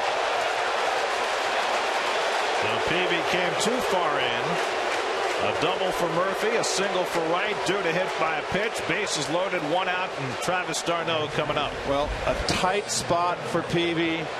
Red hot hitter, and trying to be perfect. So Lucas had the intimidation there. And now you got no one up in the bullpen, just starting. It's happened so quick. You cannot blame Bochy for not having anybody ready. The guy's throwing a no-hitter, and all of a sudden, boom, like lightning, the Mets got the bases loaded. Sean McChee is going to quickly get to work in the San Francisco bullpen. Well, Jacob deGrom had a no-hit bid for 6 2/3. That went by the boards, but he was able to get through the inning. Peavy was perfect for 6 1/3, but now he's got a big jam to work out. Well, Machi just threw his first pitch down there. I mean, no sense of urgency here. You got Righetti out there stalling for time, making the umpire come up and break the tea party, and he's only thrown, what, 3 pitches now. And d'Arnaud has to have the same approach right now. d'Arnaud has to think up the middle. Well, d'Arnaud's been up twice and grounded to short both times. Peavy would take that result here in a heartbeat. Hoping to get a double play ball. Bases loaded, 1 out. d'Arnaud just 2 of 9 this year, getting a runner in from third with less than 2 out. And he takes a strike. Taking all the way, too. I never like to take, when a pitcher's in trouble, first pitch fastball. Never. And it looked like his intent was to take, period. I don't want to get 0-1. You've seen him twice already. You know what he's got. There's no element of surprise like it's a new relief pitcher. But that's me. I'm not up. Posey goes through the signs again. 0-1 to d'Arnaud. Yeah, out to White. That should get the run in. Pence goes back to get it. Murphy tags. He comes in with the first run of the game.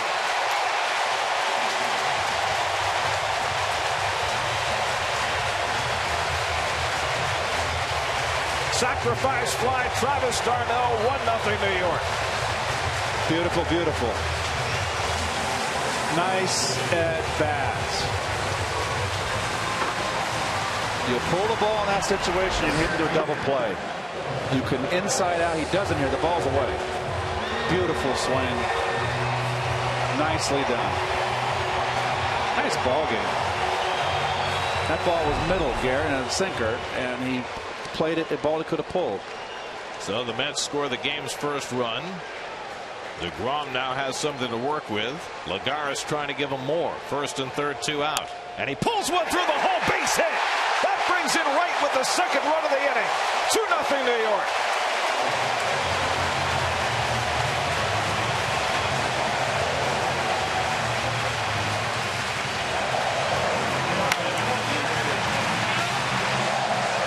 While Lagares comes through his 29th RBI. Slider. Let's see if he got it out there. Not enough, obviously. Let go with one hand. Nicely done, Juan. So 2 runs are in against a pitcher who's lost 10 straight decisions. Retired his first 19 batters tonight, but now he's given up a couple. Whole complexion of this inning changed with the misjudgment of the line drive off Murphy's bat down the left field line by Michael Morse. And no one feels worse than him. Murphy hit one over his head that he misjudged. Wright dumped one in front of him, and the Mets have cashed them both in. Flores 0 for 2 tonight. And he lines one down the left field line. That's into the corner. Duda will score. Lagares being waved around third. He'll score. A 2-run double for Wilmer Flores. 4-0 New York.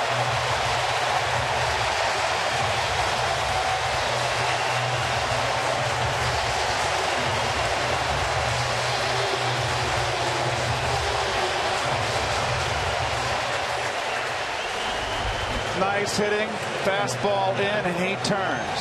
Gets the barrel out on it nicely. That's how I want to see him swing the bat on the outside pitch, too. Not feeling for the ball. Let it rip. And you got to wonder, Gare, I mean, I'm not saying one way or the other that things fell apart when Sandoval hit his knee and took forever to get his leg bandaged. That was on Granderson's foul ball. Granderson then hit one of the warning track that Pence was able to run down to keep the perfect game intact. But nothing has gone right for Peavy since. DeGrom is 0 for 2. The roof has come crashing down on Jake Peavy, who had a perfect game going for 6 1/3 and now has seen 4 runs score in favor of the Mets and DeGrom.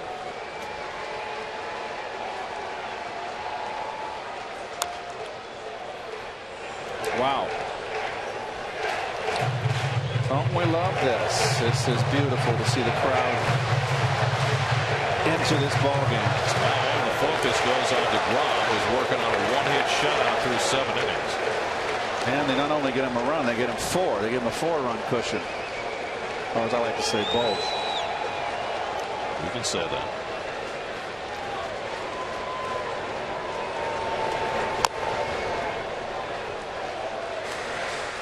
You have to figure this is going to be Peavy's last batter. Yep. Bullpen's ready. DeGrom gets on. Eric Young would be next. DeGrom, the 8th man up in the inning, batting 8th in the order. Boy, this is just lightning strike here. Blitzkrieg.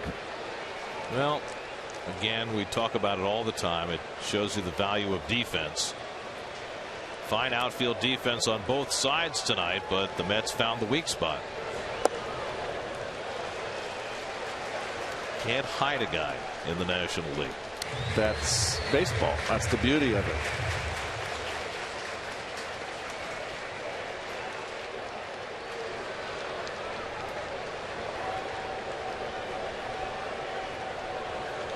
One, 2 to DeGrom. He keeps himself alive again. Jake Peavy's only win this season came April 25th against Toronto. In the 3+ months since, he's gone 0-10 in 16 starts. He was pitching a gem tonight, but that has fallen in on itself here in the 7th. Rom out on strikes to end the inning. What an enormous inning for the Mets, and a disheartening one for Jake Peavy. And now Jacob DeGrom has 4 runs to work with, working on a 1-hit shutout and heading for the 8th.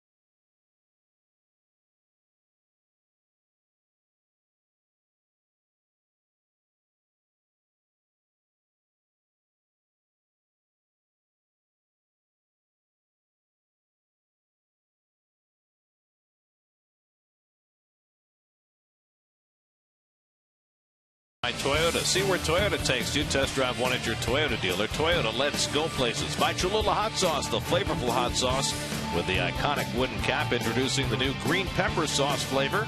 Pick up the perfect punch of jalapeno and poblano today. And by State Farm, today's State Farm agent of the day is John Garfinkel of Brooklyn. Contact John's office at johngarfinkel.com. Driver on the majors brought to you by Honda. Big night for Anthony Rendon, 4 RBIs. Nationals blowing out the Phillies 11-0. A.J. Burnett ejected in that game. Nate Eovaldi leading the Marlins. They're up 1-0 on the hapless Reds as they play in the 7th inning. Brandon Belt leads off in the 8th against Jacob deGrom, who's working on a 1-hit shutout. Belt drives one into right field, and the Giants have their 2nd hit. It's always critical, and it's something that I always did, Gary. When your team scores a run in a tight ball game late, you got to run out there and run a goose egg up. Don't have a letdown. You know, Belt, we talked about earlier, argued against having a rehab stint coming back from his concussion, and he's proved out he's hit the ball well all night. Yes, he has. 2 shots and a walk. With the drive to left center that Lagares made a great play on, drew a walk in the 5th, and now a base hit here in the 8th. Here's Panic, who twice has grounded out to Duda. Very manageable pitch count for deGrom at 87.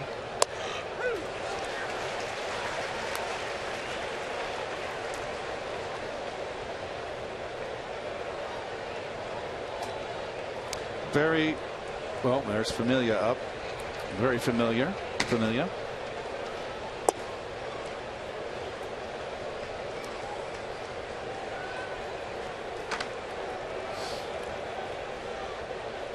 Juan Perez, the number 8 hitter, on deck.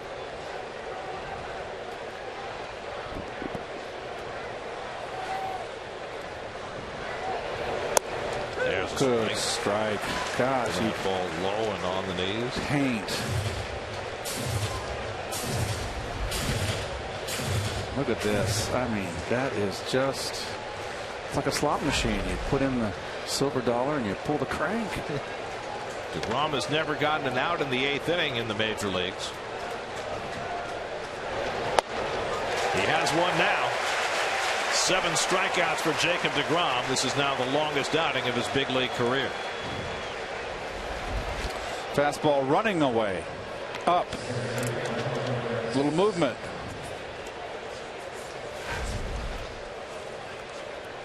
Expanding the strike zone, and I guess, Jacob, you can never cut that hair now, brother. 1 out and 1 on for Juan Perez.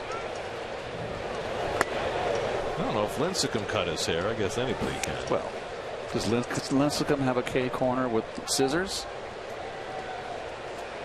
That's Not anymore. That's actually pretty. You know, you're right. It's actually pretty clever.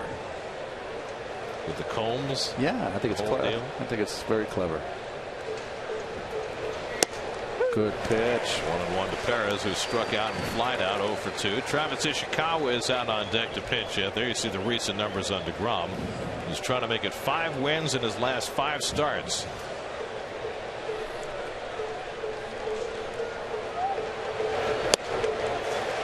Threw that fastball by Perez, and it's 1-2. The 2 Jakes carried no-hit bids into the 7th inning. deGrom was the first to crack, gave up a 2-out double to Sandoval on the top of the 7th, worked around it. Peavy, though, not so fortunate. Perfect for 6 1/3 before the Mets descended on him for 4 runs.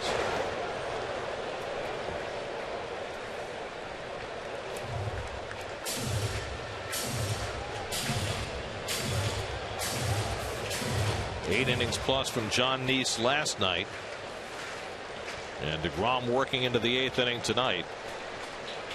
Anytime he can keep that bullpen a little better rested, we're working ahead of the game. That one's driven into right center, a base hit for Perez. Backhanded by Granderson. That'll keep Belt from scoring. He stops at 3rd, but it's a double for Juan Perez, and the Giants have runners at 2nd and 3rd and 1 out. That is a nice at bat. This is a good pitch. Knees outside corner. Oh, too much middle. but down, and he goes right with it to the opposite field and drives it into that right center field. Nice play by Granderson to keep that runner from scoring.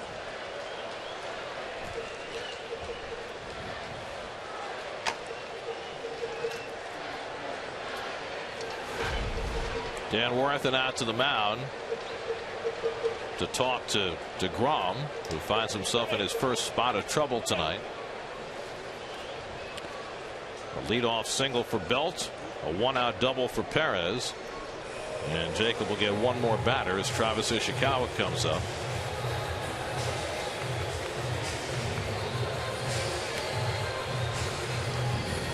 Let's answer our Verizon trivia question. This was an easy one for Met fans of long standing.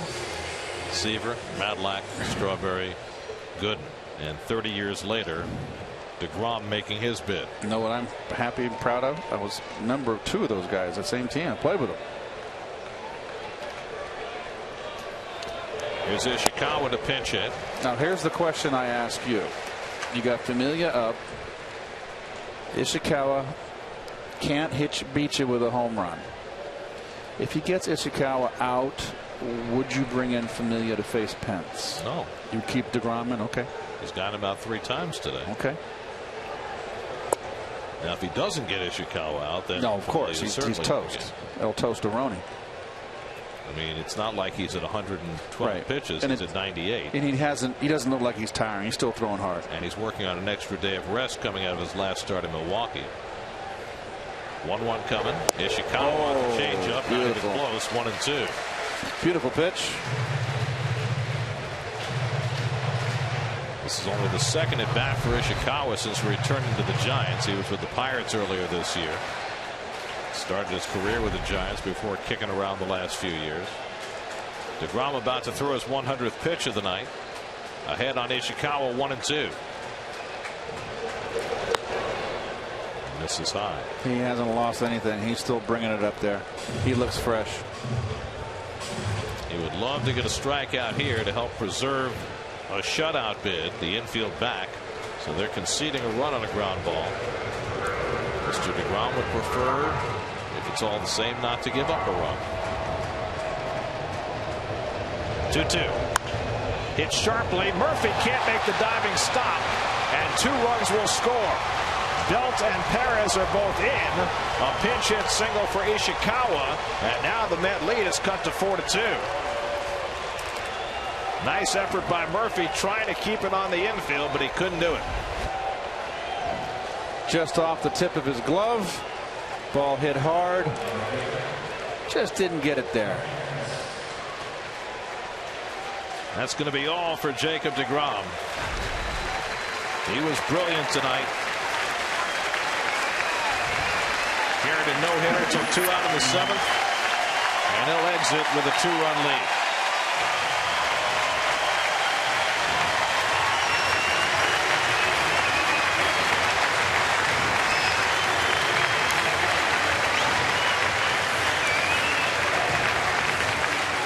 Call to the bullpen brought to you by Verizon.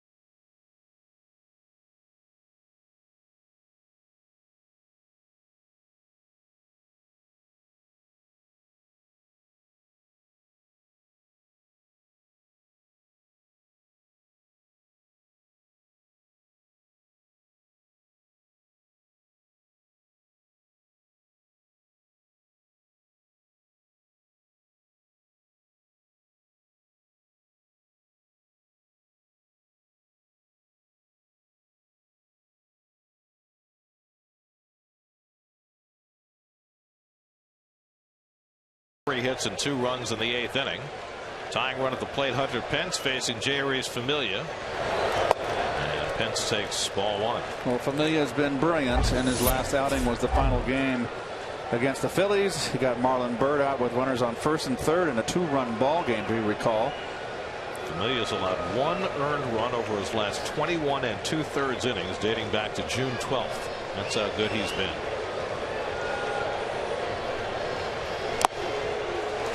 Hard sinker. Ball to strike to Pence. Man, he's got that. It's one of the new terms I do like, and I don't mind saying on the air. Razor blade breaking ball.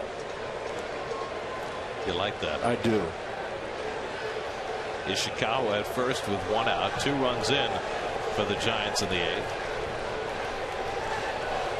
Oh. And Pence pulls off that razor blade slider, 1 and 2. Speaking of the devil, look at Pence bail here. It looked like maybe he was hoping to get a pitch to pull and tie this ball game.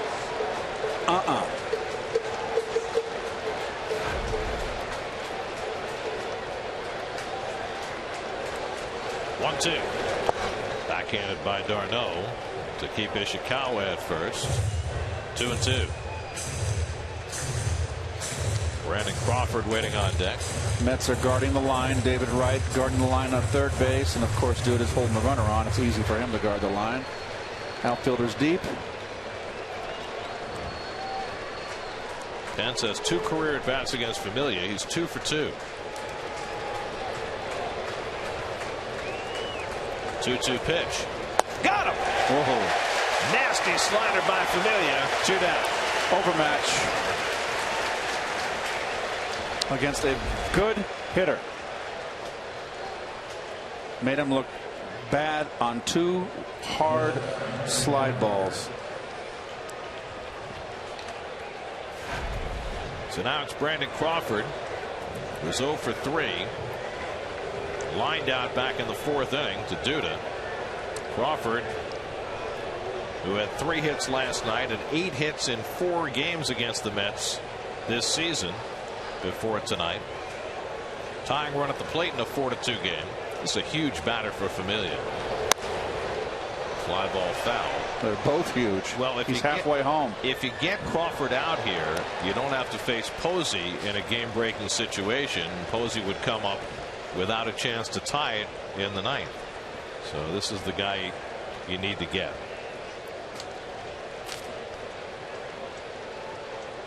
Posey, you'll recall, beat the Mets with a late home run earlier this season. That was the 3-game sweep at I wanted to say Candlestick, forgive me. Crawford lifts it left center, easy for Lagares. Side retired. Familia comes on, gets 2 king-sized outs. Splendid outing for DeGrom, his longest in the big leagues. And the Mets have a 4-2 lead in the middle of the 8th.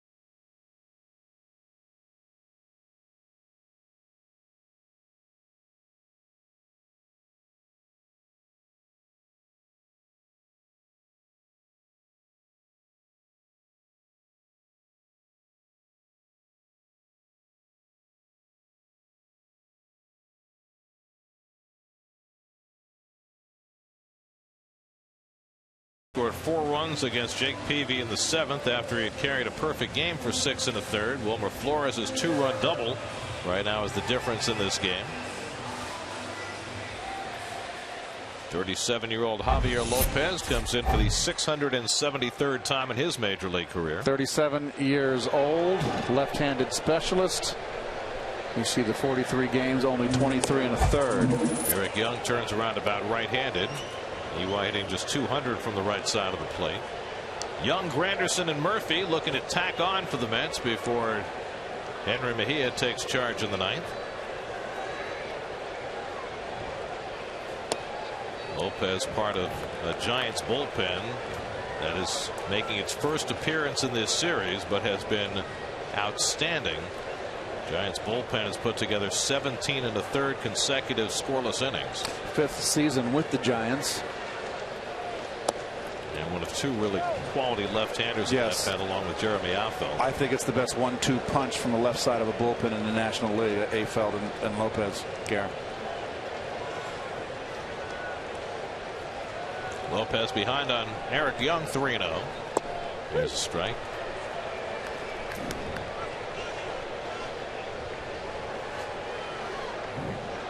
Curtis Granderson on deck. Daniel Murphy behind him.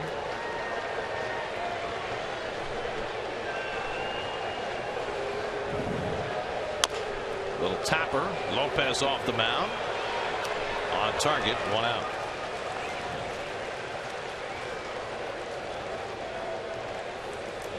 Game 3 of this 4-game set tomorrow afternoon. Our coverage begins on SNY at 12:30. Bartolo Colon makes the start for the Mets against Madison Bumgarner as you look at the city probables. Then Monday afternoon, Dylan G against Tim Hudson in the final game of the homestand. Can I make a point? All this talk about the offense is gone. And let's lower the mound. No, let's leave it as it is. It's beautiful baseball.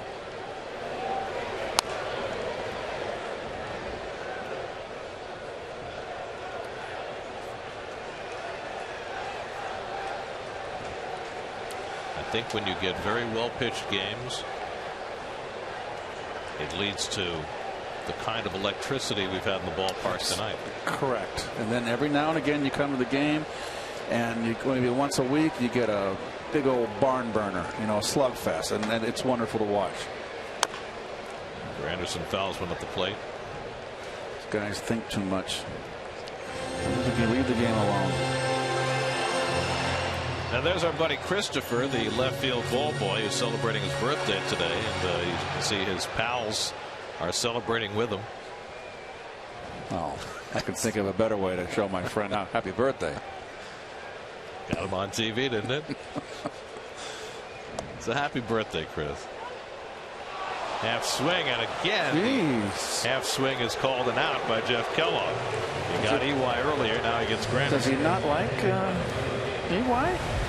Well, this was Granderson. Oh, I'm sorry, it's Grandy. Okay. He might have. Mayo. Okay. More than Eric did. What the heck? I missed Eric. I was looking for my eraser. What happened? 1-3. Thank you.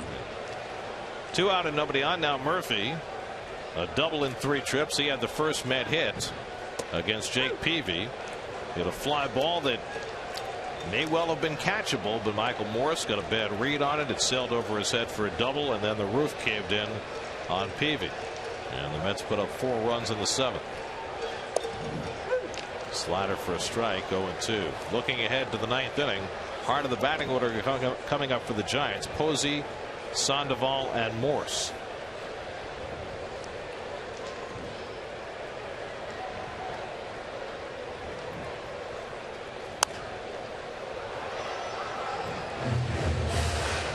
Coming up after the postgame show, it's Geico Sports Night. Gareth Burke will be in the chair.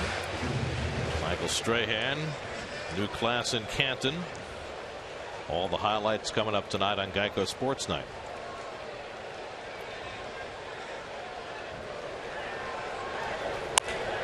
Murphy hooks one. Panic to his right. Side retired. 1-2-3 inning for Javier Lopez. And now it's off to Mejia land as we go to the 9th. Mets 4, Giants 2.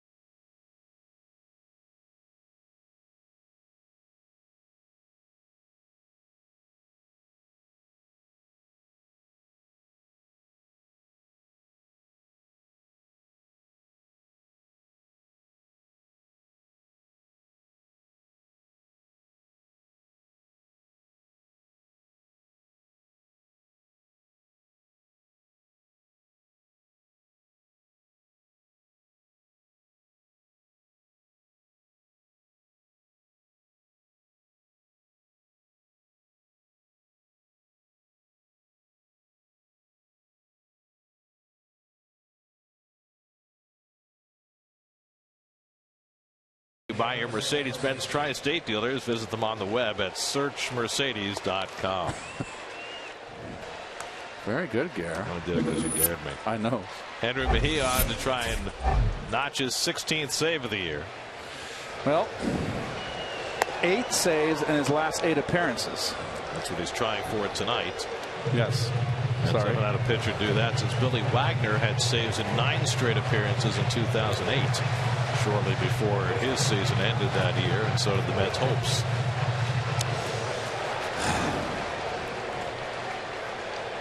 Part of the batting order for the Giants: Posey, Sandoval, and Morse. Mejia trying to lock down another win for Jacob deGrom, who would have 5 wins in his last 5 starts if Mejia is successful. And he would get over 500 to go to 6-5.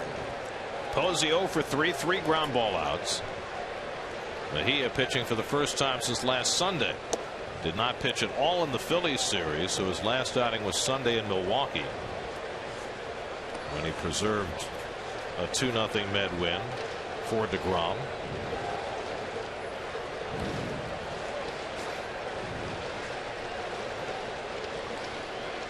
Posey takes a strike. It's kind of a hopeless feeling. Not a hopeless feeling, excuse me. I can't think of the right word. If you're the starting pitcher, you're just kind of helpless. You can't help anybody. You're just hoping that they can do it for you. You got to trust your teammates. Posey lines one the other way, and the Giants have life in the ninth. The 5th San Francisco hit, and so Sandoval will come to the plate as the tying run.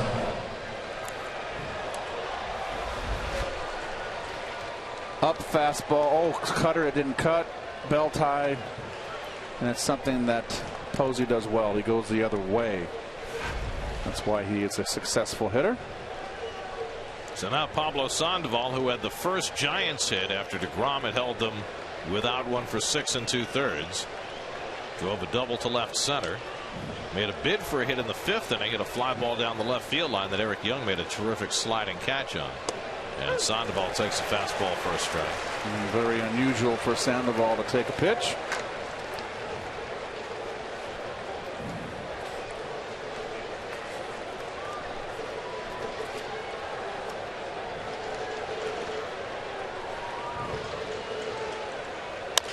Little tapper, Mejia.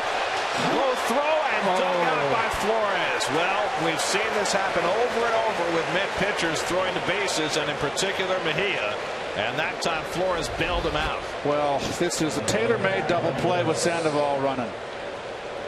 And the mound has an effect here because you're stepping uphill. But you've got, that's what PFP is all about. Pitcher's fielding practice. Every day, it seems. Nice got himself in trouble with a bad throw yesterday. And Mejia very fortunate that they got 1 out there, in a spot where they should have gotten 2. So now Sandoval at first with 1 out. Here's Morris, who's grounded out twice and struck out. Boy, would he like to get some redemption. It was Morris's poor play in left field that led to the first 2 Met hits and opened up the door on a 4-run inning. And now Morris trying to balance that with his bat.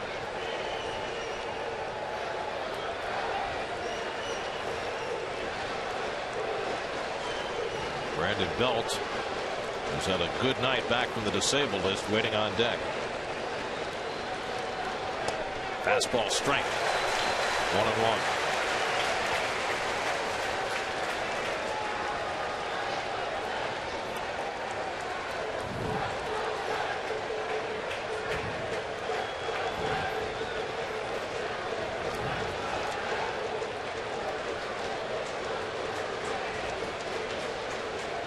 One to Morris. Curveball. Hanging. Left it up, but Morris couldn't find it. Hanging on a tee. Morris swings right through it. Oh, man. Sometimes it's better to be lucky than good. This one had home run written all over it. Morris is 1 for 7 in this series. 1-2 from Mejia. On the outside corner. Got him. 2 out. Paint. Knees in black, outside corner. Go sit down. And I know that we are in a very 1 out away from a victory here, but just a reminder, tomorrow is an excellent pitching matchup with the two aces, Cologne and Bumgarner. 12 and 10 game winner. Giants down to their final out. Brandon Belt had a base hit and scored a run in the 8th inning. 1 for 2 and a walk. He takes the fastball outside. Well, we talked about the 7 and 8 hitters in this lineup don't have the power. This is the last guy that can hurt you with one swing, so be very careful. Panic in the on deck circle. And Juan Perez behind him. One left-handed bat in the dugout for Bruce Bochy, and that's Gregor Blanco. Very careful with this man.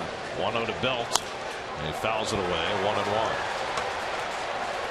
It's a double-edged sword here. You know, you pitch around him, you walk him, then you're putting the tying run on base and the go-ahead run up at the plate, and that's a no-no.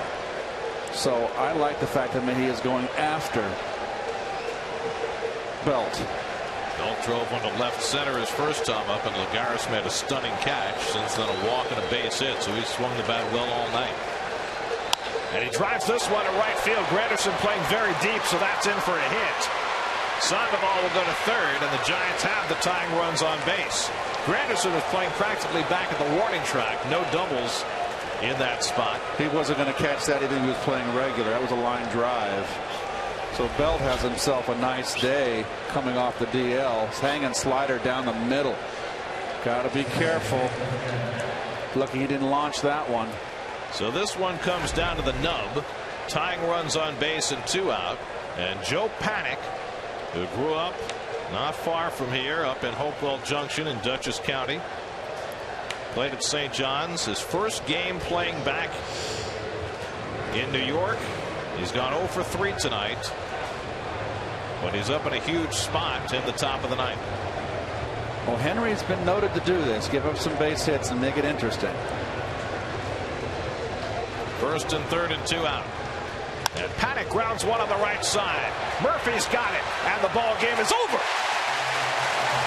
Henry Mejia launches the save. Jacob deGrom has won his last 5 starts. And on a night punctuated by no-hit bids by the 2 Jakes, Peavy and deGrom, it's the Mets who have the upper hand as they even up the series and beat the Giants 4-2. Well, the Mets explode in the 7th inning for 4 runs like lightning. Granderson started the inning off, almost hit a home run to right center field. Michael Morse misplayed Murph's double to left field, which broke the no-hitter up for Peavy, and then followed by singles by right, a hit by pitch due to loading the bases, a sacrifice fly to right field by d'Arnaud, and then Lagares singled, and then Flores hits a double down the left field line to score 2, and that was it. 4-0 right there. Nice job by deGrom, Familia, Mejia. Jake Peavy, who had a perfect game for 6 1/3, loses his 11th straight decision, the longest ever for a former Cy Young Award winner, as the Mets rally for 4 runs in the 7th inning after a double no-hit bid for 6+ for deGrom and Peavy, and the Mets win it 4-2. For every Mets win, the Mets Foundation is proud to contribute $2,500 to the Cats Women's Hospital and the Cats Institute for Women's Health. For more information, visit NorthshoreLIJ.com/KIWH. This win brings the total contribution so far this season to $132,500. Well, fireworks are upcoming here at Citi Field, but we saw an explosion of pitching today, and the Mets were able to rally late, and they defeat the Giants 4-2. Let's send it downstairs to Kevin Burkhardt. Kevin? All right, Travis, you got the fireworks coming in a little bit, but you guys provided the fireworks too. Let's start with the offense. Jake Peavy was so good tonight. How did you finally get to him? We got the bases loaded in that one situation, and we put good swings together and scored 4 runs. It was huge for us. What was your mindset in that at bat? just look for something I can do damage on. I didn't want to ground into a double play, so I was just trying to do damage. When Murphy gets that double, what does it do to the bench just to finally get a hit and get somebody on base? Oh, we were all fired up. I mean, the whole crowd was fired up too. It was a great time. Speaking of that, what do you think about this crowd tonight? Great crowd, man. I wish this happens every day, every single day. Yeah, they like it too. You had something going with Jacob deGrom. I remember the last start, I believe Jacob said he didn't shake you off once. How is that chemistry tonight? Oh, man, I was on the same page as him. He was locked in, and I had the best seat in the house. Is this the best you've seen from deGrom so far? This is what I'm used to. And what is it that you're used to? Everything you put down, he throws with precision? Yeah, that sums it up right there. At some point, did you think that he had a chance for a no-hitter? I mean, I had to go out there. I was feeling it, too. I had to go out there and calm myself down more than him. Do you get nervous when you sense that as he gets later in the game? I was, and fortunately he was able to get out of that inning, too, which was huge. Pretty big win tonight? Huge win for us. Enjoy the fireworks. Thank you, brother. Travis d'Arnaud. Big sacrifice fly, caught the game, and another gem by deGrom. Gary, back to you. That's now 15-8 in their last 23 games. They get even in the series with the Giants behind deGrom and company as they win it 4-2. We'll come back with more from Citi Field in just a moment.